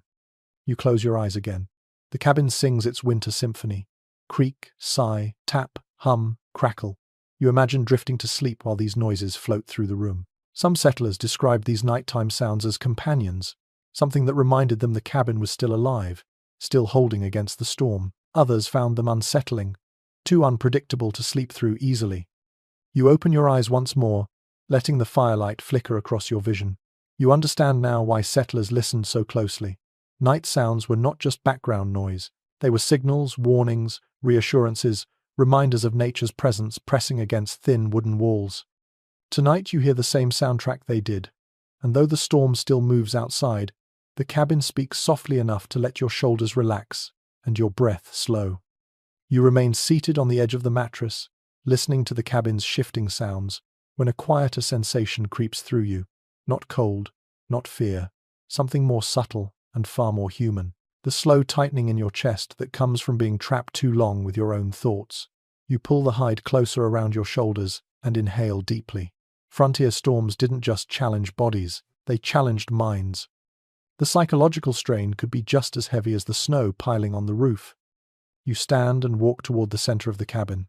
The fire casts a warm halo around you, but the shadows beyond it feel deeper tonight. You take a slow breath, feeling how solitude and uncertainty settle into your bones. One often referenced insight from frontier journals is that people had difficulty thinking clearly during long winter storms, especially at night. The combination of cold, hunger, and confinement created a kind of mental fog, a restlessness that curled around every thought. You pace slowly, letting your boots brush lightly across the floor. You imagine a settler pacing in this very spot, whispering half-formed worries. Will the fire last? Will the livestock survive? Will the storm stop before supplies run low? You pause near the hearth and kneel, feeling warmth on your hands but unease lingering in the room. A peculiar note from a Minnesota homestead memoir describes an entire family falling into quiet dread during a week-long storm, speaking only in short sentences because longer conversations felt too heavy to manage. Whether this emotional withdrawal was typical or simply one family's response is still examined in research on winter isolation. You move away from the hearth and sit on a low stool. You rest your elbows on your knees and stare at the floorboards. The cold creeps upward through them, like a reminder that the ground itself refuses comfort. You imagine lying here for days, barely venturing outside, listening to the storm pound at the walls. In such conditions, fear became a companion, not always a loud one, sometimes quiet, patient, waiting for a moment of weakness. You lift your head and glance toward the window. Frost clings to the glass, thick and pale, distorting the world outside. You draw closer and wipe a small patch with your sleeve. A blur of white greets you, nothing else. You imagine a settler looking through this same pane, hoping to see the shape of a neighbor's cabin or the familiar curve of a hill. Instead, they saw nothing, just endless snow and wind, as if the world beyond their home had simply vanished. You step back and close your eyes. You breathe slowly, feeling your chest rise and fall. This rhythm becomes comforting. You think about how settlers turn to such small rituals to calm their minds, breathing slowly, stretching quietly, stroking the fur of a hide, touching the warm stones beside the fire. One lesser-known recollection from a Wyoming rancher describes how he spent storm nights carving tiny wooden shapes simply to keep his mind steady. Whether this practice was widespread or personal is unclear, but it reflects how people found ways to keep themselves grounded. You walk to the loft ladder and rest your hand on the rung. You imagine climbing up there, lying above the fire where warmth collected, staring at the roof beams while the storm hammered outside. The mind wandered in such moments, sometimes to memories, sometimes to worries, sometimes to dreams tinged with fear. Frontier accounts often describe winter dreams as vivid and unsettling. People dreamed of collapsing walls, of wandering into white fields, of voices calling from the storm. Whether these dreams were caused by the cold, the cramped sleeping conditions, or the psychological strain is still a subject of interest among historical sleep researchers. You descend the ladder slowly and return to the mattress. You sit again, letting the hide fall over your legs. You place your hands on your knees and stare into the fire. The flames seem smaller now, almost hesitant. You imagine a settler watching their fire shrink and feeling anxiety settle deeper. Fire wasn't just light, it was morale. When the flames burned bright, people felt stronger. When they dimmed, doubts grew. You lie back slightly, resting on your elbows. You let your eyes wander across the ceiling. The beams glow faintly with reflected firelight. You listen again to the storm, now a muted roar. You imagine hearing this for days, with no opportunity to speak with neighbors or gather fresh supplies. Many settlers described winter storms as battles, not just against the elements, but against hopelessness. You roll onto your side and pull the hide nearer to your chest. You think of the long nights when time lost meaning, when sleep arrived only in short, uneasy pockets, when you woke repeatedly to check the fire, or to massage cold fingers, or to listen for sounds that might signal danger, and between all those moments, the mind tried to make sense of everything, tried to stay calm, tried to believe that morning would come. You rise again and walk toward the door. You place your palm against the wood, feeling the faint vibration of wind. You imagine the sensation of being unable to open that door for days, that trapped feeling, that flutter of panic that took root in even the bravest hearts. A number of frontier letters describe people feeling cabin-bound, restless to the point of agitation. Whether this restlessness was seasonal or storm-specific is an ongoing discussion among scholars who explore frontier emotional life. You turn and walk back to the hearth. You kneel, adding a small log to the fire. Flame brightens instantly, snapping at the air. You stare into it, letting the warmth settle your thoughts. You imagine a settler doing the same, using the fire as a focal point to steady their mind. Firelight soothed the nerves, broke the monotony, and gave shape to the long hours. You return to the mattress and sit once more, pulling the hide around your shoulders. You breathe deeply. The storm rumbles outside, but inside, the cabin feels resilient enough. Psychological strain didn't break everyone. Some settlers became stronger through it. Some found comfort in routine, some in quiet, some in family warmth, and some simply endured, night after night, storm after storm. You close your eyes gently. The darkness behind your lids feels softer than the darkness inside the cabin. The sounds seem less threatening. Your breath steadies. For a moment, the strain eases, replaced by a quiet acceptance. Tonight, you feel the weight of frontier minds during winter storms, the fear, the isolation, the restless thinking, but you also feel the resilience, that kept them going. Even when the wind howled, they found a way to rest in the quiet spaces between worry and hope. You remain seated on the mattress for a moment, breathing slowly, letting the cabin regroup around you.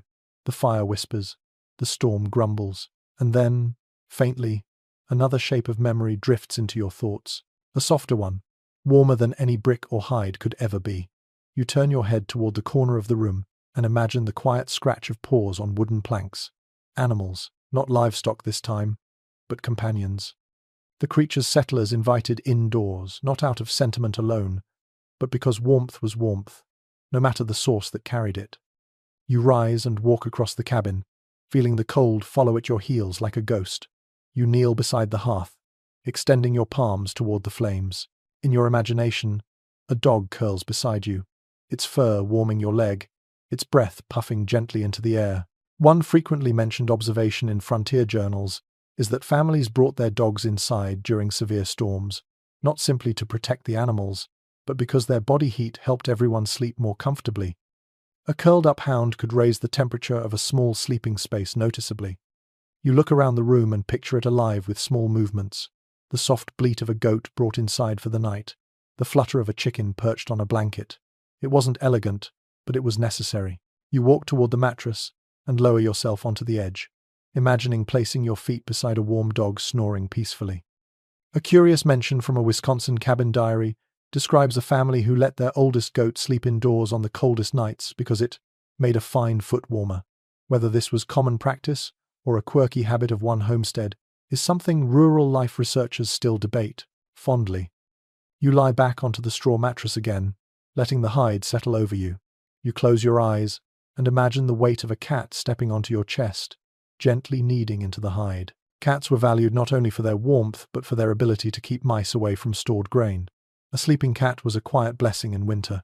Its purr softened long nights. Its warmth eased tense muscles. You inhale deeply and rise again, walking toward the door. You pause there, listening to the faint moan of wind outside. You imagine the settlers who hesitated to leave their animals outdoors in storms. Horses might be brought into lean-tos or closer to the cabin wall. Chickens sheltered under overturned barrels. Dogs padded freely around the home, shaking snow from their fur near the fire. You place your palm on the wood and picture a collar tapping gently as a dog wanders within the room. You step back toward the fire and crouch low. You imagine a goat lying directly beside the hearth, its body absorbing heat that it would later share with the family during sleep. You think of the awkwardness, the smell, the noise, yet also the undeniable comfort. One lesser-known account from the Missouri frontier describes families naming their animal hot stones, depending on how much heat each one radiated. Whether this affectionate habit was widespread or limited to a handful of humorous storytellers is unclear, but the image lingers vividly. You shift your weight and sit on the floor with your back against the wall. You imagine a circle of warmth created not only by fire and hides, but by living bodies, children, adults, animals all dozing in a shared cocoon of heat. You picture the gentle rhythm of breathing, the rustle of fur, the occasional snort or sigh. The cabin becomes less lonely, less harsh. Companionship softens the night. You stand again and move toward the window. Frost patterns still claim the glass, glowing faintly in the firelight. You imagine a dog pressing its nose to the pane, curious about the storm but unwilling to venture out. You smile faintly at the idea of the animal giving up quickly, retreating to its place near the hearth. Many settlers trusted their animals' instincts. If a dog refused to step outside, it meant the storm was far from over. You walk back to the mattress, moving slowly, hearing the straw shift under your boots. You sit and draw the hide close, imagining how settlers arranged their sleeping circles. Sometimes the dog slept between parents, sometimes at their feet, sometimes it curled near the loft ladder to catch rising heat. Cats claimed the warmest spots, often on the chest or near the fire. Small mammals like rabbits or even young goats might rest beside children to keep them warm. You lie down again, stretching your arms above your head. The ceiling beams creak softly, and you allow the imagined warmth of a dozing animal to fill the empty space beside you. You picture a dog nudging your side, settling its head on your shoulder. You picture flickers of firelight catching in its eyes as it drifts towards sleep. The companionship brought more than heat. It brought ease. It dulled fear. It turned the storm's roar into something distant. You close your eyes gently and let the idea settle deeper. Many settlers recorded that they slept more soundly with animals nearby during storms, not because it was comfortable, but because it was familiar. The world outside might rage, but inside, the breathing of another creature reassured them that life still moved through the dark. You sit up once more, noticing how the firelight shifts across the walls. You feel calmer now, grounded by the thought of that warmth and presence. Animals were not luxuries on the frontier. They were companions, helpers, protectors, and in winter, they were heaters of the most earnest kind. You stroke the hide across your lap, as if it were the back of a faithful dog curled beside you. The storm outside growls again, but you feel no fear. These imagined bodies, these low sounds of comfort, make the cabin feel fuller than it actually is. Tonight you understand why settlers welcomed paws, hooves, feathers, and fur into their sleeping spaces. Survival was a shared act. Heat belonged to everyone who could offer it. And in the coldest nights, the presence of an animal was more than warmth, it was reassurance that life endured. You rise slowly from the mattress, stretching your back as the hide slips from your shoulders. The cabin feels smaller now, its walls pulled tight around the fire's glow. You walk toward the door and pause there for a moment, imagining what it would feel like to step outside. The storm still hums, but it no longer screams. It has softened into something denser, heavier, almost contemplative. You press your fingers against the cold wood and then open your palm, as though feeling the weight of an entire landscape waiting behind the door. Your thoughts drift outward, beyond this single cabin, to the long, winding lines of wagon trains that cross the continent. Families on the move did not have the luxury of sturdy log walls or stocked hearths when winter ambushed them. Sleep came inside canvas-covered wagons, or under them, or between them, as wind clawed through narrow gaps. One commonly cited detail from overland diaries is how wagon trains arranged themselves in a circle at night, whenever possible, creating a makeshift barrier against predators and drifting snow. This circle wasn't perfect shelter, but it created a psychological boundary. Inside was safety, outside was danger. You step away from the door and let your mind build the scene. You picture the wagons forming their ring on a frozen stretch of prairie. The canvas tops sag slightly under the weight of early snow. Oxen stand huddled, steam rising from their bodies.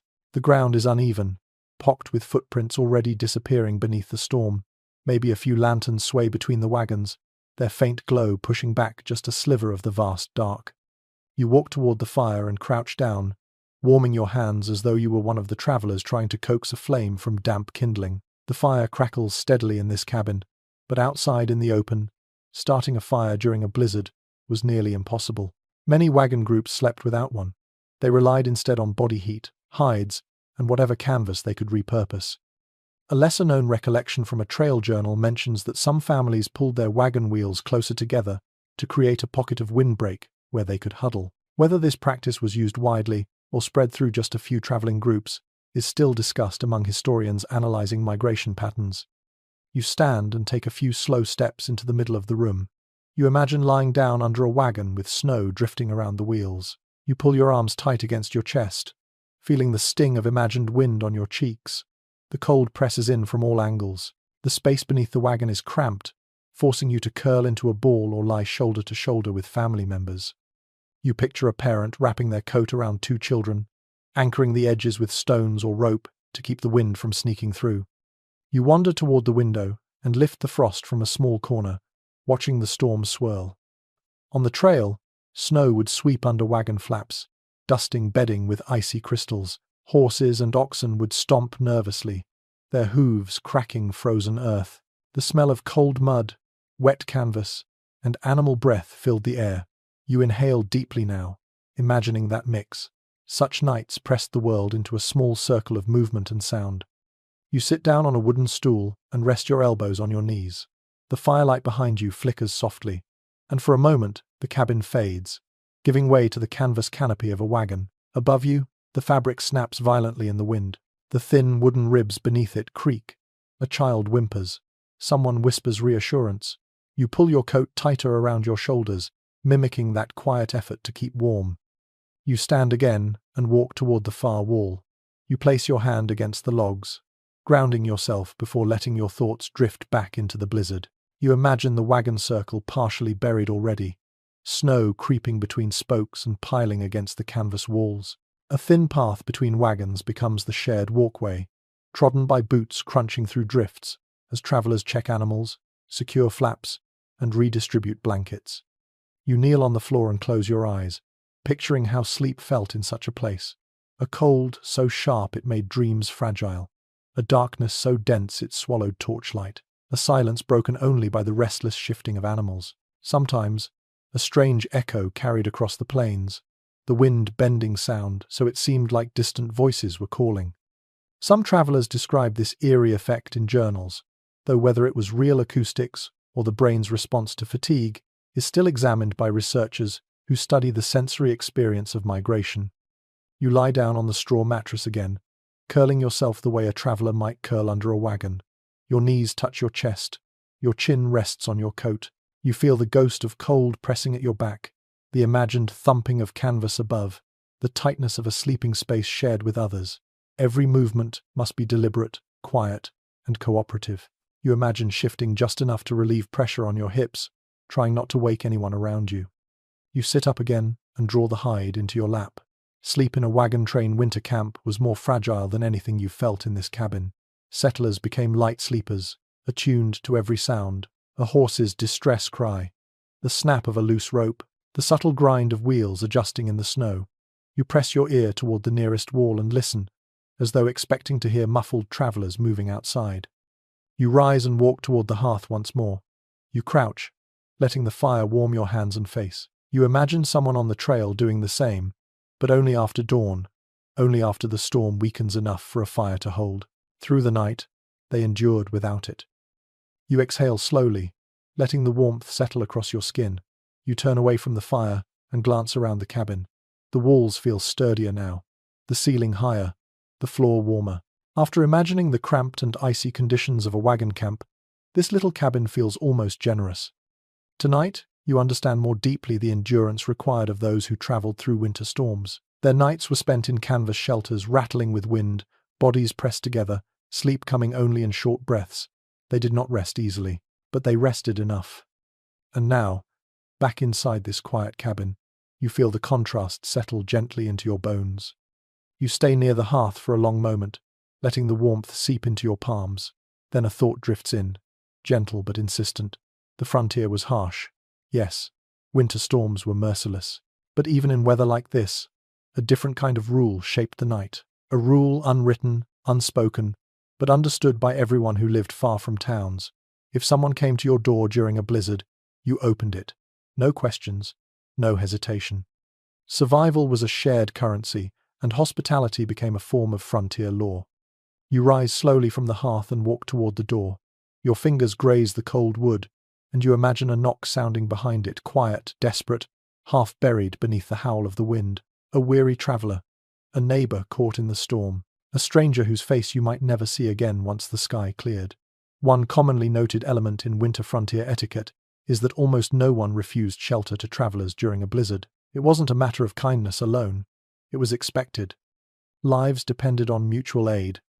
You lean closer to the door, imagining the faintest tap, then another. The storm swallows most of the sound, but necessity amplifies it in your mind. You step back and picture a settler rising from their straw mattress, their breath fogging in the cold, their feet hesitating for just a moment on the icy floor. They unlatch the bar carefully, praying the wind doesn't rip the door from their hands.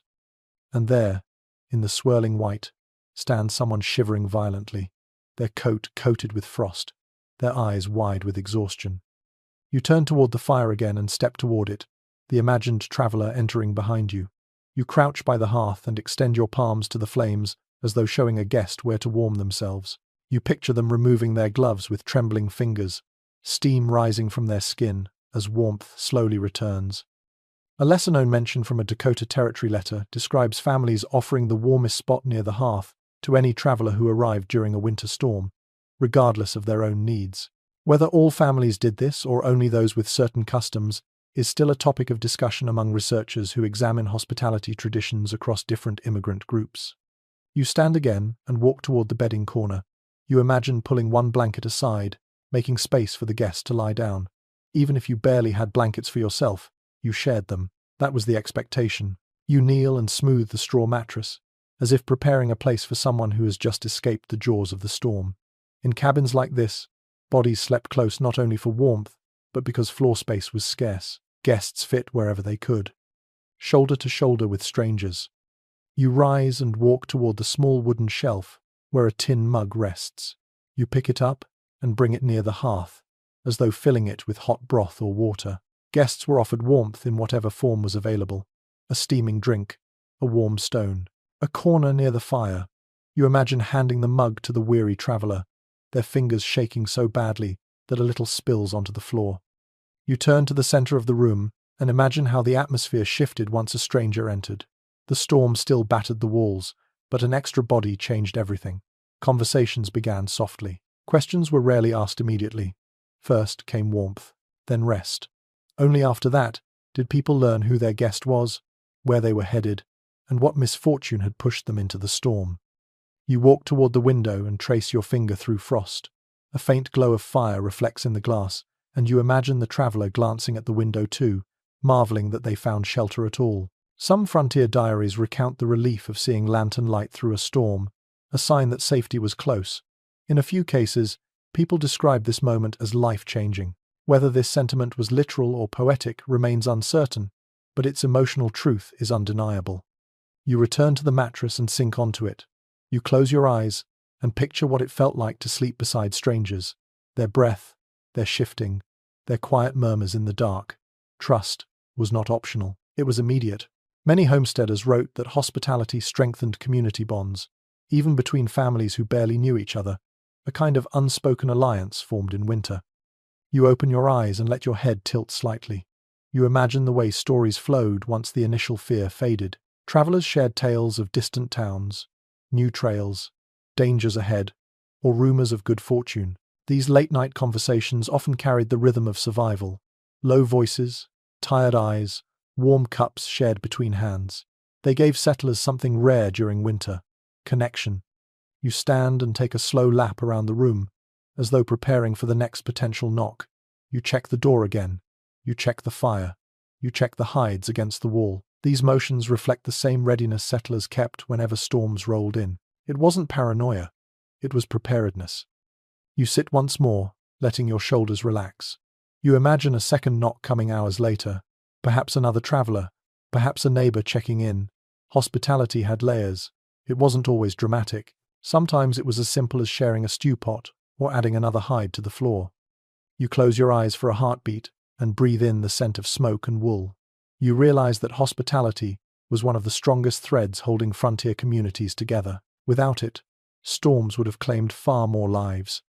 Tonight, you sit by the fire in this quiet cabin, feeling that silent rule settle around you. Should someone knock, you would open the door. It is what settlers did. It is what kept them human in a landscape that often forgot to be gentle.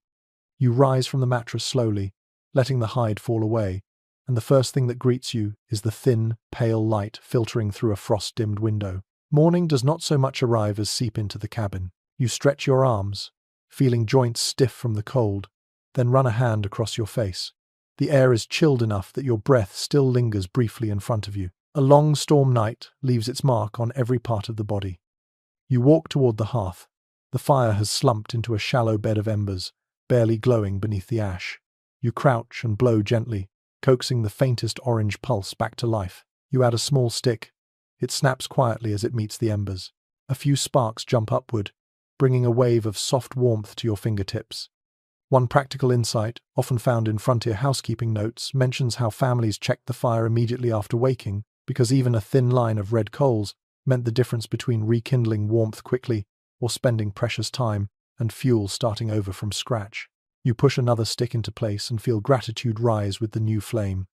You stand, rubbing your stiff shoulders, and glance toward the window. The frost is thicker than last night, layered like tiny feathers. You wipe a small circle clear with your palm. The outside world glows blue and white. Snowbanks lean against the cabin walls like quiet giants. The wind has softened, but the cold still rules the land. You exhale and imagine how settlers felt at this moment, relieved to see a calm sky, yet bracing for the work the storm left behind. You move toward the door and kneel, touching its bottom edge. The wood is icy. You gently push, and it barely budges. You lean harder. A crust of snow cracks on the other side. Settlers often found themselves partially trapped after heavy storms, needing several minutes or even hours to dig free. A curious recollection in a Colorado homestead letter describes a family using a frying pan as a makeshift shovel when their real tools were buried under drifts. Whether this was common or simply a moment of improvisation is something rural life analysts still discuss when examining winter survival stories. You leave the door for now, choosing instead to warm your body before facing the cold. You sit near the hearth and lift your feet, placing your boots closer to the heat. Your toes ache, not from injury, but from the tension of a long night. Many settlers wrote about this morning ache, describing it as thawing pain, a wave of warmth rushing into cold, numbed skin. You feel a hint of it now as your boots absorb the fire's warmth. You stand and walk toward the water barrel. A thin crust of ice stretches across its surface. You tap it with your knuckle. It cracks, revealing dark water beneath. You lower a tin cup into it, bringing up a cold scoop. You sip slowly, feeling the icy water wake your throat. You imagine families breaking this same ice every morning during winter months. Some placed a blanket over the barrel to slow the freezing, but the cold still won most nights. You put the cup down and walk toward the window again. You wipe another patch clean and stare out. A gentle hush lies across the world, the calm after a long and merciless storm. The sky is clearer now, lighter at the edges. You picture a settler scanning the horizon for signs of movement, neighbors emerging from their own cabins, cattle stirring near the barn, maybe smoke rising from distant chimneys. One lesser-noted detail from a series of prairie letters mentions that families often relied on thin lines of morning smoke to know whether others had survived the night. Whether this habit was widespread or specific to more isolated homesteads is still considered an open question in regional community studies. You turn from the window and walk to the wash basin, dipping your hands into the chilly water. The cold shocks your palms, but the sensation also brings a kind of clarity. You splash your face lightly, drying it with a rough cloth. Settlers didn't have the luxury of warm water on winter mornings, unless they heated it intentionally. Most simply endured the shock, accepting it as another part of the day. You take a slow lap around the room, stretching your limbs. Each movement feels sluggish at first, but your muscles begin to loosen. You picture settlers performing the same ritual, rising stiffly, flexing fingers, rolling shoulders, testing joints for lingering numbness. The body needed reassurance that it had made it through the night intact. One little-known observation from a frontier family's book of notes describes adults warming their hands under their arms as soon as they woke, a trick taught by an elderly uncle who had lived through more winters than anyone else in the household.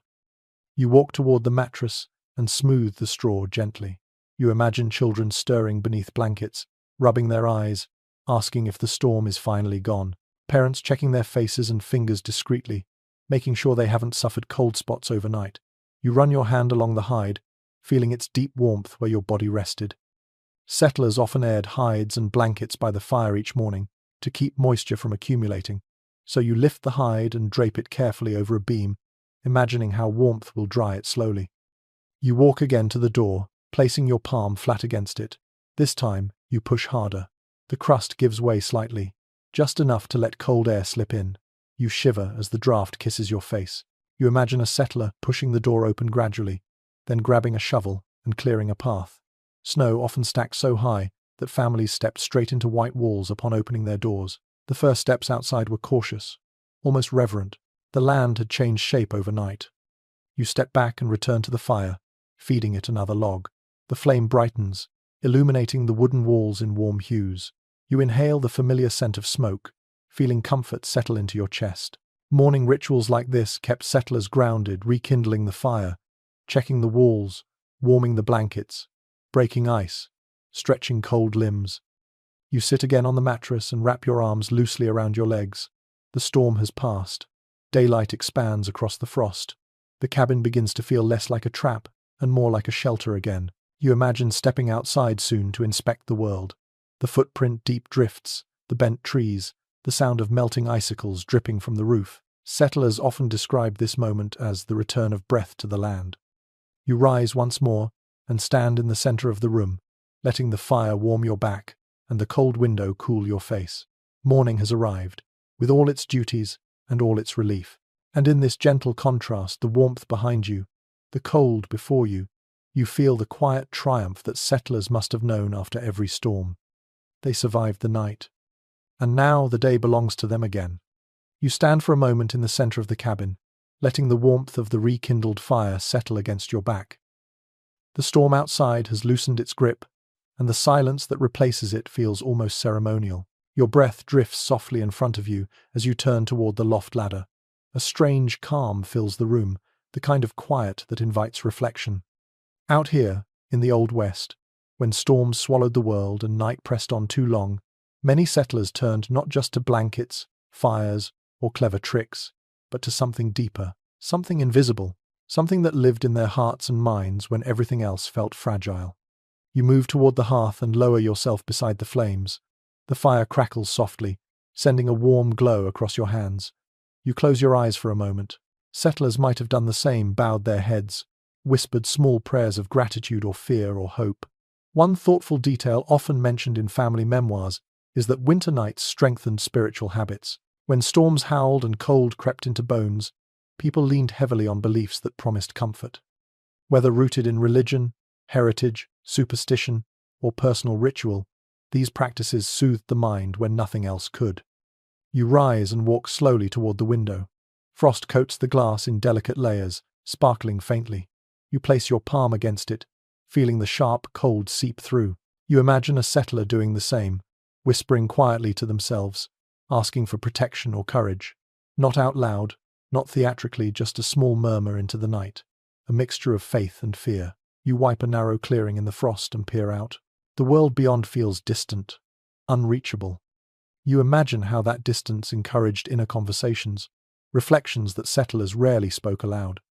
You turn and walk toward the far wall, where shadows breathe softly between the logs. You place your hand there and feel the vibration of winter humming outside. The cabin is holding strong, but settlers knew that storms tested more than roofs and walls. They tested spirits. A lesser-known passage from a Missouri homestead letter describes a family that placed a tiny carved charm near the hearth each winter, not because they believed in magic, but because the object reminded them of home, tradition, and safety. Whether many frontier families relied on such symbolic objects, or whether this was unique to certain households, is still examined by cultural historians who study winter rituals across immigrant communities. You kneel on the floor and rest your hands on your thighs. A soft warmth surrounds your legs as the fire burns brighter. You imagine the quiet rituals people performed before lying down during a blizzard. Some whispered memorized psalms, others repeated small phrases passed down from mothers or grandparents. Some held hands. Some touched the cabin walls, as if asking them to stay strong. Some simply closed their eyes and trusted that morning would come. These habits weren't always formal or religious. They were gestures of grounding, ways to calm the mind before surrendering to sleep. You rise again and walk slowly toward the straw mattress. You sit, drawing the hide across your lap, letting its weight comfort your legs. You imagine a family sitting just like this, forming a small circle in front of the fire, sharing calm words or quiet moments. Spiritual comfort didn't always come in the form of prayer. It could be the soft hum of a familiar lullaby, the gentle retelling of a story carried across generations, the memory of a warm summer day, the reassurance of a parent's steady voice. You lie back gently, feeling the straw crinkle beneath your shoulders. You stare at the ceiling beams, imagining how they looked to someone lying awake in the middle of the night, whispering into the dark to steady their nerves. A curious entry in one frontier diary describes a mother tapping a slow rhythm on the wooden bed frame to lull her children to sleep when the wind grew too loud.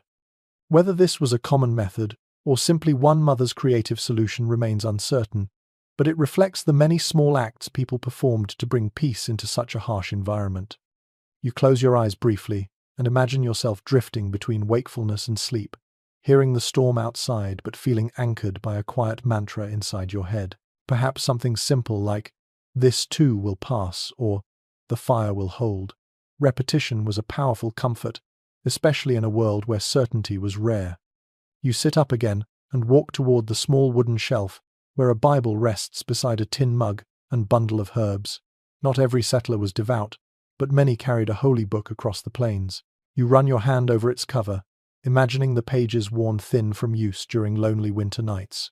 The words inside offered structure, hope, reminders that others had survived hardships before. Yet even those who didn't read scripture found their own form of spiritual grounding, sometimes through stories, sometimes through music, sometimes through silent reflection. You place the Bible back and walk toward the loft ladder. You climb a few rungs and pause, imagining how the loft at night held murmurs of whispered blessings or quiet reassurances. Parents often spoke to children softly before bed, encouraging them to think of warm mornings, green fields, or loved ones far away. These whispered thoughts carried emotional warmth into sleep. You descend the ladder and approach the fire once more. You kneel and warm your hands, feeling the heat soak into your fingers. In the dimness, the flame reflects in your eyes. You imagine how settlers stared into these same flames, letting the glow settle their minds. Fire itself became a spiritual presence in winter, a small, steady thing that cut through fear and darkness. You return to the mattress and sit, pulling the hide around your shoulders. You close your eyes gently and breathe deeply. Storms tested people, but spiritual comfort, however they defined it, helped them sleep even when the world outside felt endless and hostile.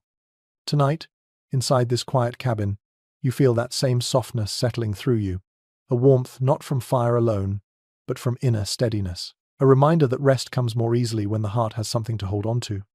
You sit quietly by the hearth for a long moment, the fire's glow warming your face, before another thought drifts gently into your awareness. While sleep on the frontier was hard-won, what happened when someone was injured or sick during a blizzard was even harder.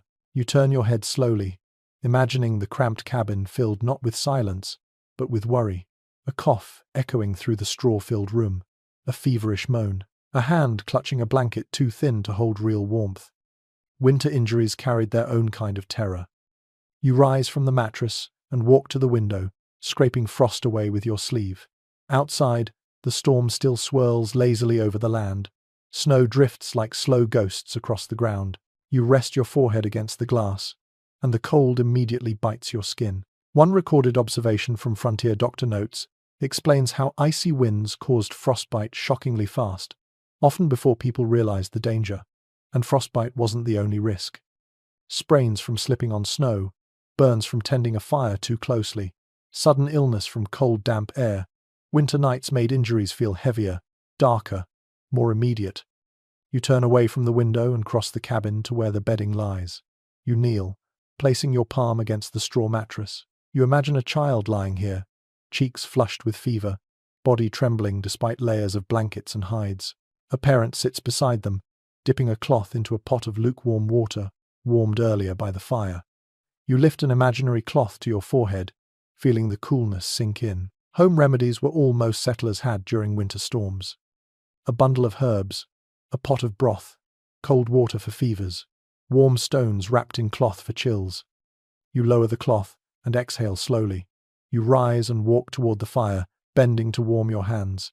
The flames flicker, guiding your gaze toward the pot hanging above the coals. You picture a thin stew simmering inside. Families offered warm broth to the sick, not only as nourishment, but as comfort.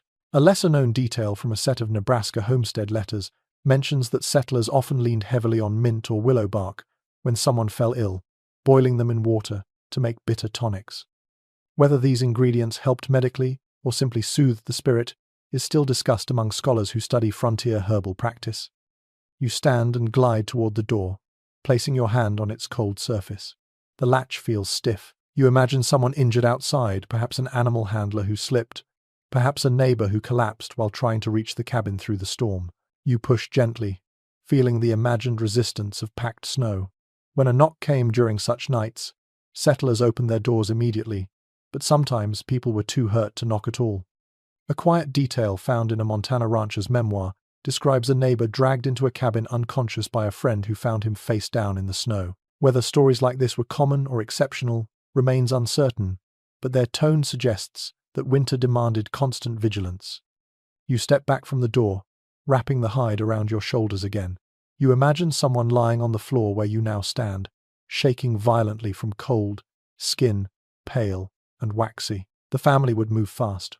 Warm the person slowly near the fire, not too close, to avoid shock. Remove frozen clothing carefully. Rub limbs gently to coax circulation back. You mimic the motion with your hands, slow and steady. Many settlers learned these techniques from indigenous neighbors or from trial and error. Their survival depended on improvisation. You walk toward the small wooden shelf and examine the items resting there: a tin cup, a scrap of cloth, a small bundle of dried herbs. You imagine someone reaching for these in panic. The herbs would go into boiling water for a fever or cough.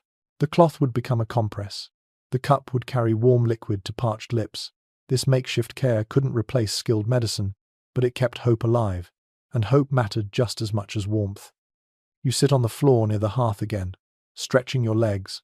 You imagine someone with frostbitten toes placed exactly where your boots now rest, hovering near the fire but not touching it. Frontier knowledge emphasized gentle warming. Too much heat, too fast, made injuries worse. You lower your hands to your ankles, imagining the ache of numb flesh coming back to life.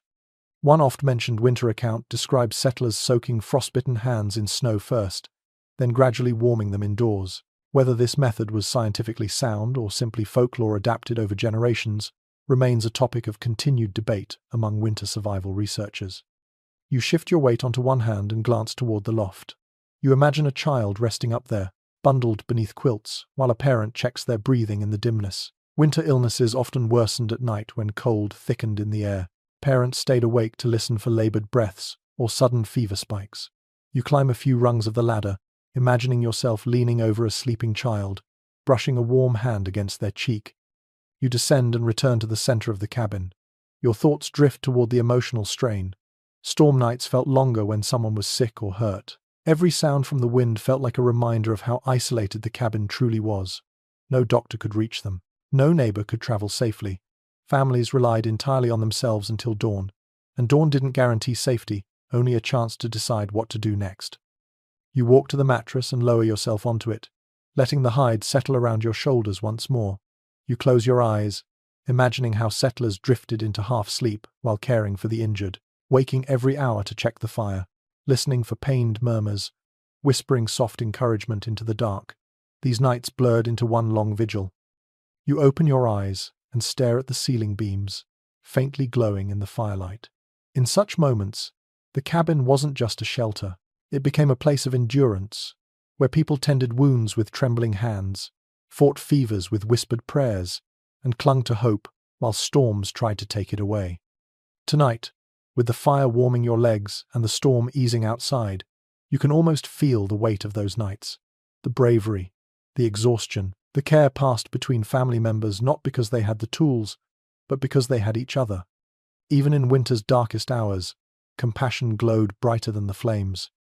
You remain sitting on the straw mattress, the hide draped loosely across your thighs, when another truth rises quietly within the stillness. The frontier storm was never fought by one pair of hands alone. Every person inside a cabin worked to survive it, but some carried burdens that history often left unspoken. You rise slowly and walk toward the hearth, feeling the cool air cling to your back. In countless winter nights like this, women held the silent weight of keeping homes warm and families calm, performing tasks that rarely appeared in letters or records, yet shaped every hour of survival. You crouch near the fire and feed it a small log, watching sparks flutter upward. One repeatedly observed detail in domestic history is that frontier women often rose several times each night to tend the fire, long before anyone else stirred. They knew the fire's personality intimately when it was hungry, when it needed rearranging, when it threatened to fade. You imagine a woman kneeling exactly where you kneel now, hair loose from sleep, eyes heavy, working the embers with practiced care. No one thanked her at dawn, but everyone depended on her. You stand and walk toward the window, scraping frost from the glass with the edge of your sleeve. The outside world glows faintly, and you picture a woman checking for signs of worsening weather before crawling back under the blankets. Storm-born instincts guided her to look for subtle changes: the direction of drifting snow, the thickness of newly formed ice. Some of these insights came from her own experience. Others came from knowledge passed quietly through generations. You rest your palm against the window pane and feel the cold bite your skin. You step back and make your way toward the bedding corner. You kneel and run your fingers along the straw mattress, imagining a woman smoothing it each evening, shaking out the straw as best she could to keep it fluffier, warmer, more livable. A lesser-known note from a frontier housekeeping guide describes how women stuffed bits of dried grass and cattail fluff into thin bedding during winter storms. to create even a small improvement in comfort. Whether this was a universal practice or more common in certain regions is still debated among researchers who study household survival methods. You lift one of the wool blankets, feeling its coarse texture. Women mended these blankets endlessly. Loose threads, torn edges, thinning patches, all were repaired by firelight while the wind screamed outside. You picture a woman sitting beside the hearth, needle in hand, stitching by memory when her vision blurred in the dim glow. Quiet work like this filled the storm-bound evenings, the soft sound of thread pulling through fabric forming a rhythm steadier than the storm. You stand and walk toward the hearth once more. There, you imagine a woman quietly preparing warm drinks in the middle of the night, heated water, weak tea, broth made from scraps, anything that coaxed warmth into sleeping bodies. You lift the kettle from its hook, feeling the faint warmth of its handle. You imagine her testing its temperature with the back of her hand, then moving gently around the cabin to make sure everyone stayed hydrated and warm enough to sleep. You walk to the door and rest your hand on the latch. Women often took responsibility for checking that the cabin was sealed properly before settling in. They stuffed fabric into gaps, pressed hides against drafty seams, braced shutters, and inspected the straw tucked between logs.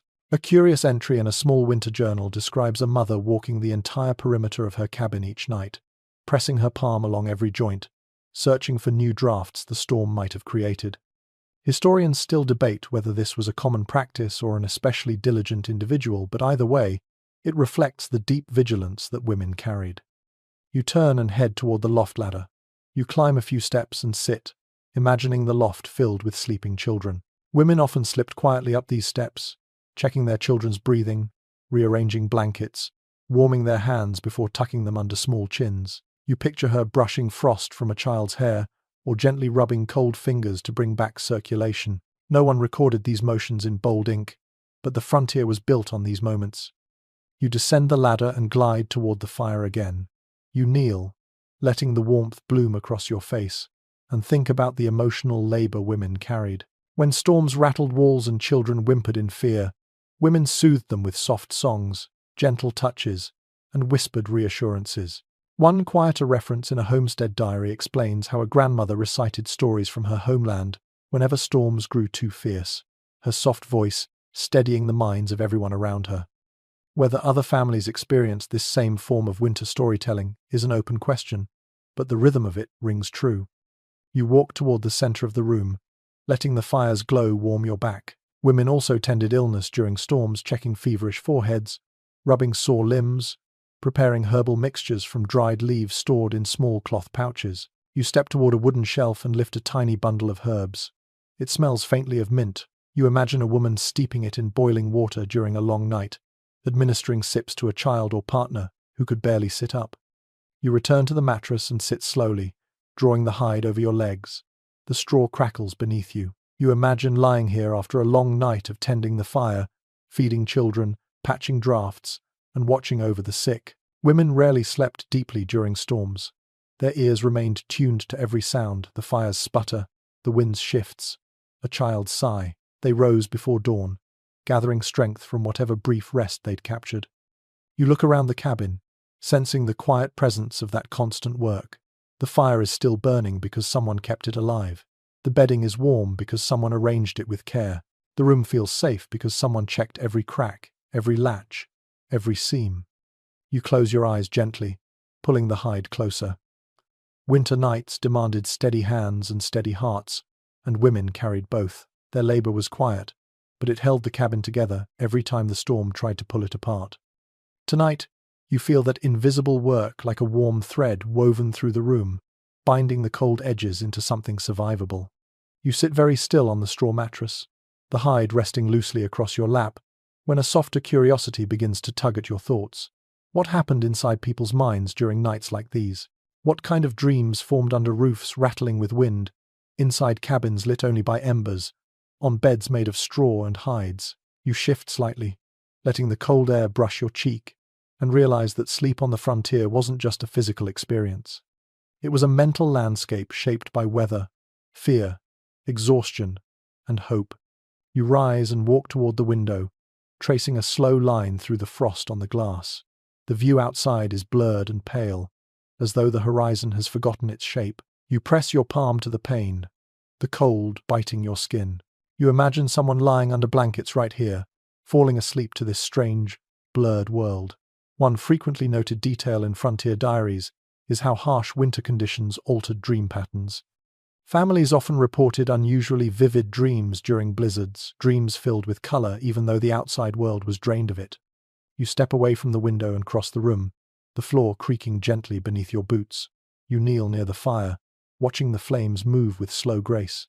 Firelight had a way of weaving itself into dreams. Settlers slept with flickering shadows dancing across their faces, and many wrote about dreaming of glowing figures, moving lights, or warm colors blooming in the dark. You lean closer, imagining those shapes drifting through a half-conscious mind, turning the storm's cold into surreal, flickering visions. You rise and walk to the loft ladder, resting your hand on the rung. Children, especially, experience powerful dreams during winter storms. You climb a few steps and pause, imagining a row of siblings bundled tightly together. The air up here is warmer, but the roof beams groan loudly. A curious note from a Nova Scotia immigrant's journal describes children dreaming of giant animals made of snow, creatures lumbering across the roof. Whether these dreams reflected fear or the imaginative minds of young sleepers is still pondered by scholars who explore childhood experiences in harsh climates. You climb back down and walk toward the door. You place your palm against the wood, feeling its chill. Isolation shaped dreams, too. When settlers lacked stimulation, no visitors, no travel, no sunlight, their minds filled the silence with vivid internal imagery. People dreamed of family members far away, of summer fields glowing with sun, of bustling towns they once knew. Dreams became a bridge between the confined cabin and the wider world beyond the storm. You sit again on the mattress, feeling the straw rustle beneath you. You lean back slightly and close your eyes. The wind hums outside. The fire cracks. You imagine drifting into a frontier sleep, letting your mind swirl between wakefulness and dreaming. Many settlers described this half-state as a kind of winter drifting, where the brain wandered more freely because external cues were limited. One lesser-known entry from a Wyoming ranch hand's notes recounts nights when he felt caught between two winters, one real and one imagined inside his dreams. Historians still discuss whether his phrasing reflected a psychological response to prolonged cold or a poetic turn of mind. You open your eyes and turn your head toward the hearth. Dreams during blizzards weren't always comforting. Some were shaped by fear. People dreamed of roofs collapsing, of being buried in snow, of losing the fire. These recurring nightmares appeared across multiple accounts, though whether they were prompted by actual danger or by the primal fear of cold is a matter still explored in studies of frontier stress. You rise and walk toward the fire again, rubbing your palms together. The warmth helps, but the cold pockets drifting around the cabin remind you how vulnerable sleep must have felt. Dreams about warmth were common lying in a sunlit meadow, sitting beside a summer river, harvesting crops in late autumn. These dreams were gentle but bittersweet. You imagine a settler waking from such a dream only to find frost clinging to the window. You stand and stretch your arms overhead, inhaling deeply. You then move toward the small wooden shelf where a bundle of herbs rests. Certain scents, sage, mint, lavender, sometimes influence dreams, even unintentionally. When families used herbs in bedding or warmed them near the fire, the fragrance lingered all night. A few journals mention dreams that smelled like summer gardens, a pleasant contrast to the freezing world outside. Whether scent truly shaped dreams or merely lingered in memory is still uncertain, but the connection appears in enough accounts to spark interest among sensory historians. You return to the mattress and lower yourself once more. You lie back, pulling the hide to your chin. You let your eyes drift closed briefly. The straw beneath you shifts, the fire murmurs, and the storm breathes against the walls. In this moment, the boundary between waking and sleeping feels thin. You imagine drifting through dreamscapes made of swirling snow, glowing embers, warm rooms, distant voices. Sleep was not deep or steady on the frontier, but it carried its own strange richness. You open your eyes again, gazing at the rafters overhead. You imagine the dreams of a mother who stayed awake to tend the fire, short bursts of sleep filled with flickers of orange and red. You imagine the dreams of a child who listened to wind whispers, turning them into imaginary songs. You imagine the dreams of a traveler, body frozen and heart weary, dreaming of hearths and steaming bowls of stew. You sit up slowly and let your feet touch the cool floor. Dreams in the Old West were shaped by survival, by longing, by weather. They were reflections of a world that could not be controlled. Sleep was precious, but it was also porous, allowing worry and hope to slip inside. Tonight, as the storm murmurs gently outside, you feel that same dreamlike pull, a soft drifting of mind, a quiet blooming of images shaped by cold and firelight. You are beginning to understand how winter nights shaped the imagination of everyone who tried to rest beneath a roof like this. You sit for a long moment on the edge of the straw mattress, letting the hide slip just slightly from your shoulders as you breathe in the faint scent of smoke. The storm outside no longer growls with the same ferocity. Instead, it exhales in long, tired gusts, as if the night itself is finally weakening. You rise slowly and walk toward the window. Frost feathers still cling thickly to the glass, but the light filtering through them carries a new tone, a pale gold hinting that the worst of the blizzard may finally be loosening its grip. You rub a small circle, clear with your sleeve. The view beyond the cabin is nearly blinding. Fresh snow glitters under the soft morning sun, every surface shining like powdered glass. The world is hushed in a way that feels sacred. You inhale deeply and feel the cold air shimmer against your lungs. One often mentioned detail in frontier recollections is that the first clear morning after a long blizzard brought a deep emotional release, a sensation of returning breath to both land and heart. Settlers wrote about stepping outside to a world transformed, danger still present, but beauty undeniable. You turn from the window and walk toward the hearth. Its flames glow brighter now that you fed it earlier, throwing warm hues across the interior walls. You crouch and hold your hands close to the heat. You imagine a settler doing the same, whispering gratitude into the firelight. The previous night's fears, the cramped sleep, the restless dreams, they begin to drift away as warmth spreads through your fingers. A rarely discussed observation from a collection of frontier memoirs describes how families often fell into a brief morning silence after winter storms, as though afraid to shatter the fragile peace the storm's retreat created. Whether this quiet ritual was widespread or unique to certain households remains a point of gentle curiosity among cultural historians who study emotional rhythms on the frontier. You stand and walk toward the door, hesitating before placing your hand on the latch. The wood is cold, but no longer icy enough to sting.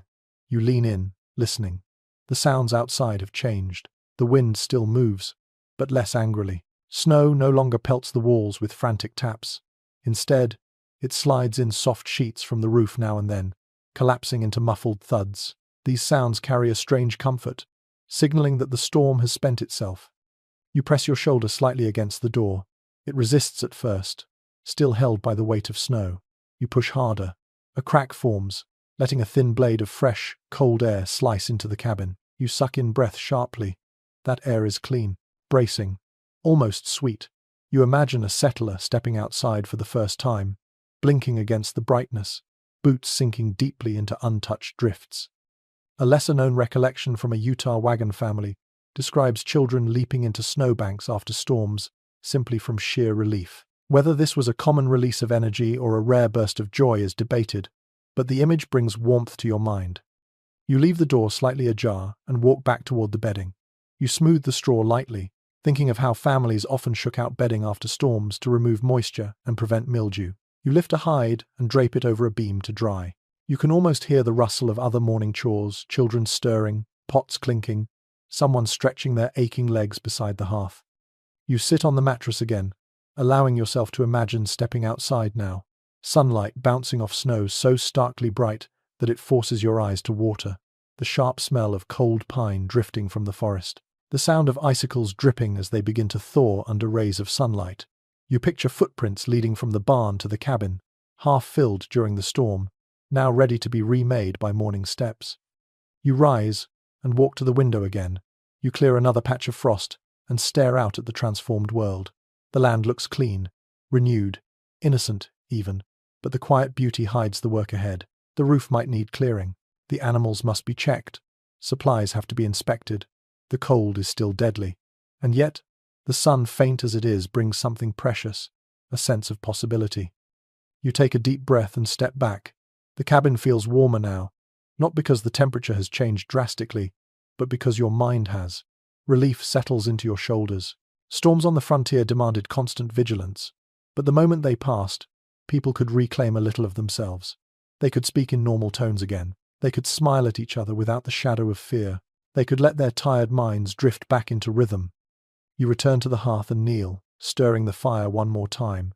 Sparks rise like tiny stars. You imagine settlers doing this exact motion on countless winter mornings, claiming back warmth after a night of doubt. You close your eyes and imagine stepping into the sunlight outside, letting the cold sting your cheeks before the warmth of the day takes over.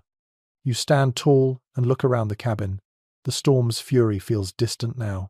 What remains is the soft glow of a new day, and the promise that life continues, despite everything the night tried to take.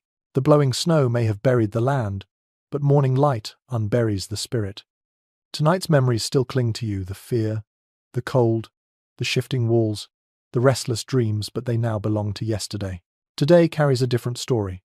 The quiet joy of surviving the storm, the slow return of warmth, and the steady comfort of knowing that even the harshest nights yield eventually to gentle light. You stand quietly near the open door, letting the chill brush across your face before closing it again to keep the warmth inside. The storm has eased, and with its retreat, a new rhythm settles into the cabin. You turn slowly, taking in the familiar space, the fire, the loft ladder, the hanging hides, and beneath it all, you sense something different, something quieter than survival, something that belongs to the body itself. For even after the danger passes, sleep still matters. The cabin must remain warm enough for rest, and the people within it must find their way back into deep, restorative slumber. Not the tense drifting of storm nights, but real sleep, the kind that returns strength to tired limbs and clarity to fogged minds. You walk toward the mattress and lower yourself onto it, pressing your palms into the straw.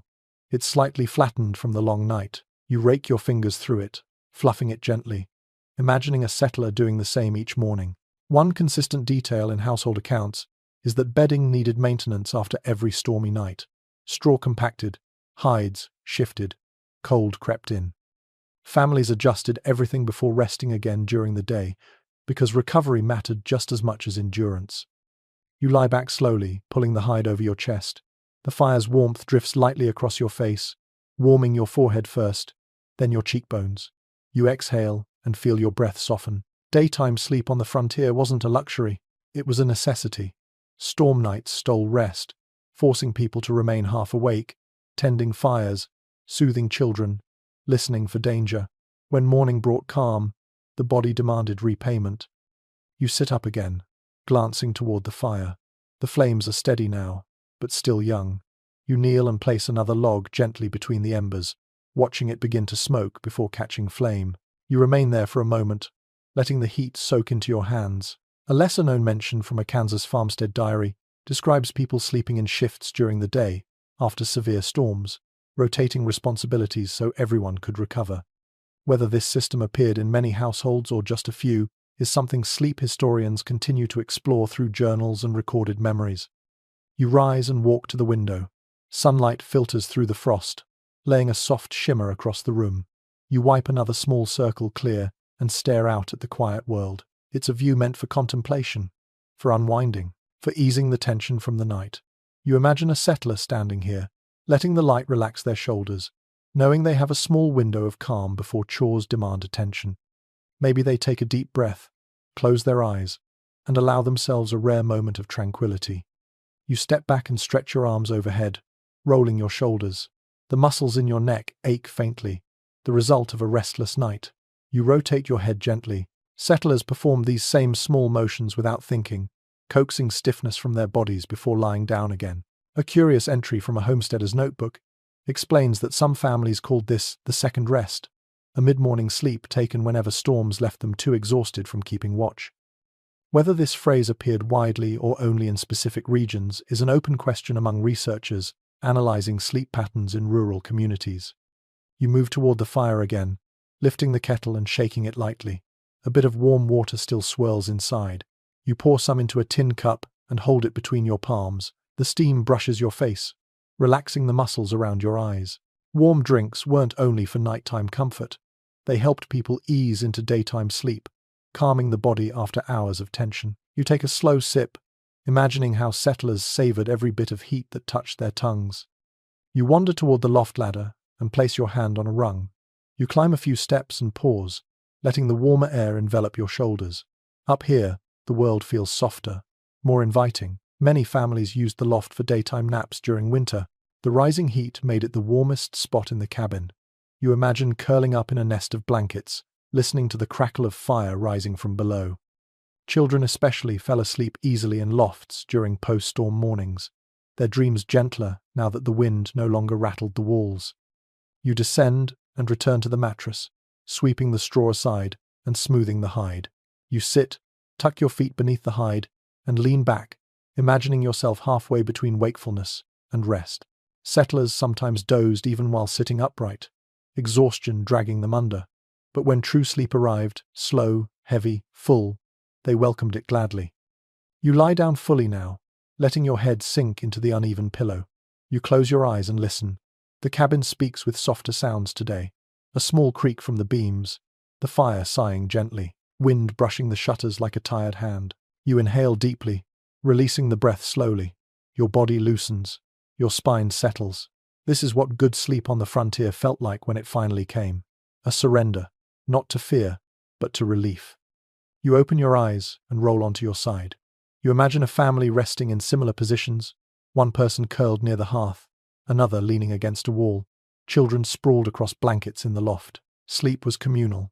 Shared warmth, shared vulnerability, shared recovery.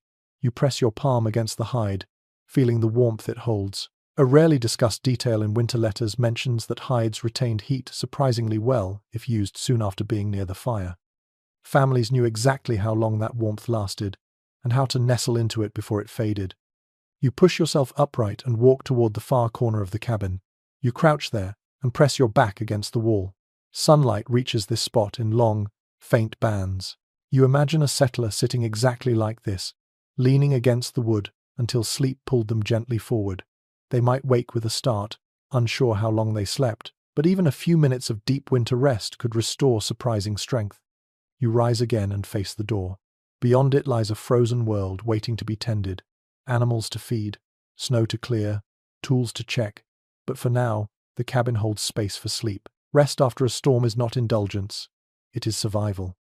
You step back toward the fire, sit on the floor, and stretch your legs. You close your eyes one more time, letting your breath follow a slow, even rhythm. The storm is gone, the danger has passed, and now the body claims what the night took. Rest. Tonight, as you feel your thoughts soften and your heartbeat settle, you understand why daytime sleep after storms was as essential as nighttime vigilance. Sleep restored the frontier spirit, sleep warmed the soul, sleep prepared the body for whatever came next. And for now, in this quiet cabin filled with sunlight and lingering warmth, sleep feels possible again. You stand in the middle of the cabin, drawing in a slow breath as morning light spills gently across the floorboards. The storm has calmed, the fire burns steadily, and the world outside is cloaked in a new, bright stillness. You pull the hide more securely around your shoulders and take a slow walk toward the window. Frost still clings stubbornly to the glass, but the sunlight behind it glimmers like a quiet promise. You lift your sleeve and clear one more small circle. The world looks softer now, clean and pale, the kind of morning that makes even the cold feel thoughtful. You step back from the window and turn toward the door. Your boots crunch faintly on the packed straw. The latch feels lighter than it did hours ago. You press an open palm against the door's surface, sensing the faint vibrations of a world waking up. Out there, under mounds of fresh snow, trails have disappeared, tracks have vanished, landmarks have changed shape entirely, and yet, settlers knew they could not remain inside forever. People out here learned to navigate by instinct when storms erased everything they recognized. You walk toward the hearth and crouch beside the flames. Their warmth wraps around your fingers, making your skin prickle as cold retreats.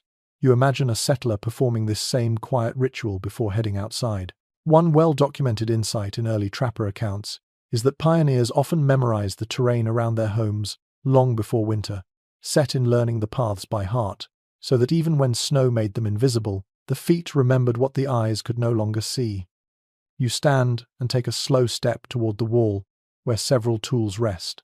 A shovel, a wooden pole, a length of rope. You imagine tying that rope around your waist before stepping outside, anchoring yourself to the cabin in case the wind picked up unexpectedly.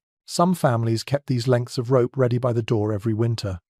A lesser-known recollection from a frontier trading post notes that people used these ropes not only during storms, but also during the calm days after a blizzard, when drifts hid sudden drop-offs or frozen creeks. Whether this knowledge spread widely or stayed within certain communities remains a subject of gentle interest among scholars who analyze winter navigation across the plains.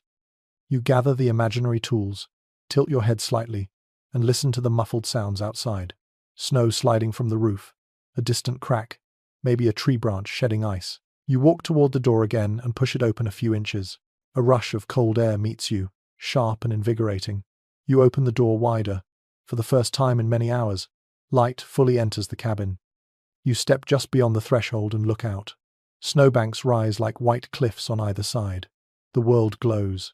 Every bit of light bouncing off the surface sends tiny sparks into the air. The cold brushes your cheeks but no longer stings. You inhale deeply, letting the cold widen your lungs. You imagine a settler doing the same, a first breath of relief after fear, fatigue, and endless listening. You step inside again and close the door. The cabin welcomes you with its familiar warmth. You walk toward the mattress, where your footprints left gentle impressions. The straw rustles softly as you lower yourself onto it. You let the hide cover your legs again. Outside waits a world that must be rebuilt, shoveled, checked, fed, measured, and mapped once more. But inside, for one last moment, you sit and absorb the cabin's safety. You tilt your head and look at the beams overhead. Every storm reshaped the frontier. Every night taught something new about fire, cold, fear, resourcefulness, community, and the body itself. You trace a finger along the hide and feel the soft texture beneath your touch. You imagine how settlers moved through these cycles, season after season. Their sleep depended on vigilance, warmth, faith, routines, animals, tools, and hope. Their rest was never simple, but it was always earned. You lie back slowly, letting your body sink into the straw. The fire crackles beside you, sending small waves of heat to your skin. You close your eyes for a moment and imagine what it felt like to drift toward sleep after surviving nights like these. Exhaustion mixed with triumph, weariness softened by the calm that followed chaos, the knowledge that the storm had passed, and that morning brought another chance. You open your eyes again and sit up. You take one more look around the cabin. This small room held everything: danger, fear, warmth, routine, survival. When people spoke about the Old West, they often spoke of wide-open spaces, but the truth lived in places like this, cramped cabins with glowing hearths that held back the dark. You stand and smooth the hide across the mattress. You take a final breath of warm, smoky air. You let your hand brush the wooden wall one last time. This cabin, like thousands before it, carried people through storms that would have swallowed them whole without shelter. You step to the center of the room, letting the last threads of the storm fade from your mind. And now, in this quiet space with the world hushed outside and the fire glowing low, you let yourself settle. The long night has ended. You have reached the calm. The storm has drifted far from you now, softened into memory, leaving behind only the faint scent of smoke and the gentle hush of morning snow. As you stand in this quiet cabin, let the last traces of cold slip from your shoulders. Feel your breath grow slower, deeper, calmer. Everything around you has softened. The wind, the light, even your thoughts. Let the warmth from the fire drift toward your skin in long, slow waves. Imagine the glow settling into your muscles, easing the tightness that storms always leave behind. Let your hands relax, your jaw loosen, your shoulders fall into a comfortable weight. Nothing outside needs your attention anymore. The world can rest exactly where it is. Picture the snow-covered land stretching softly into the distance, smooth and untouched. A quiet blanket, a calm horizon. Nothing rushing, nothing demanding, just the gentle stillness that follows a long, unforgiving night. As you breathe, imagine that you are lying back on the warm straw, the hide pulled up to your chest. Feel the steady heat of the hearth behind you. Feel the softness of the blankets around you. Feel the peaceful rhythm of the cabin settling into silence. This is your moment to unwind, your moment to release everything the storm stirred up. Each breath carries you deeper into calm, deeper into warmth, deeper into quiet. Let the last of the night fade from your mind like snow melting beneath early sunlight. Let your thoughts drift softer, slower, lighter. You are safe now. The storm has passed. Sleep well.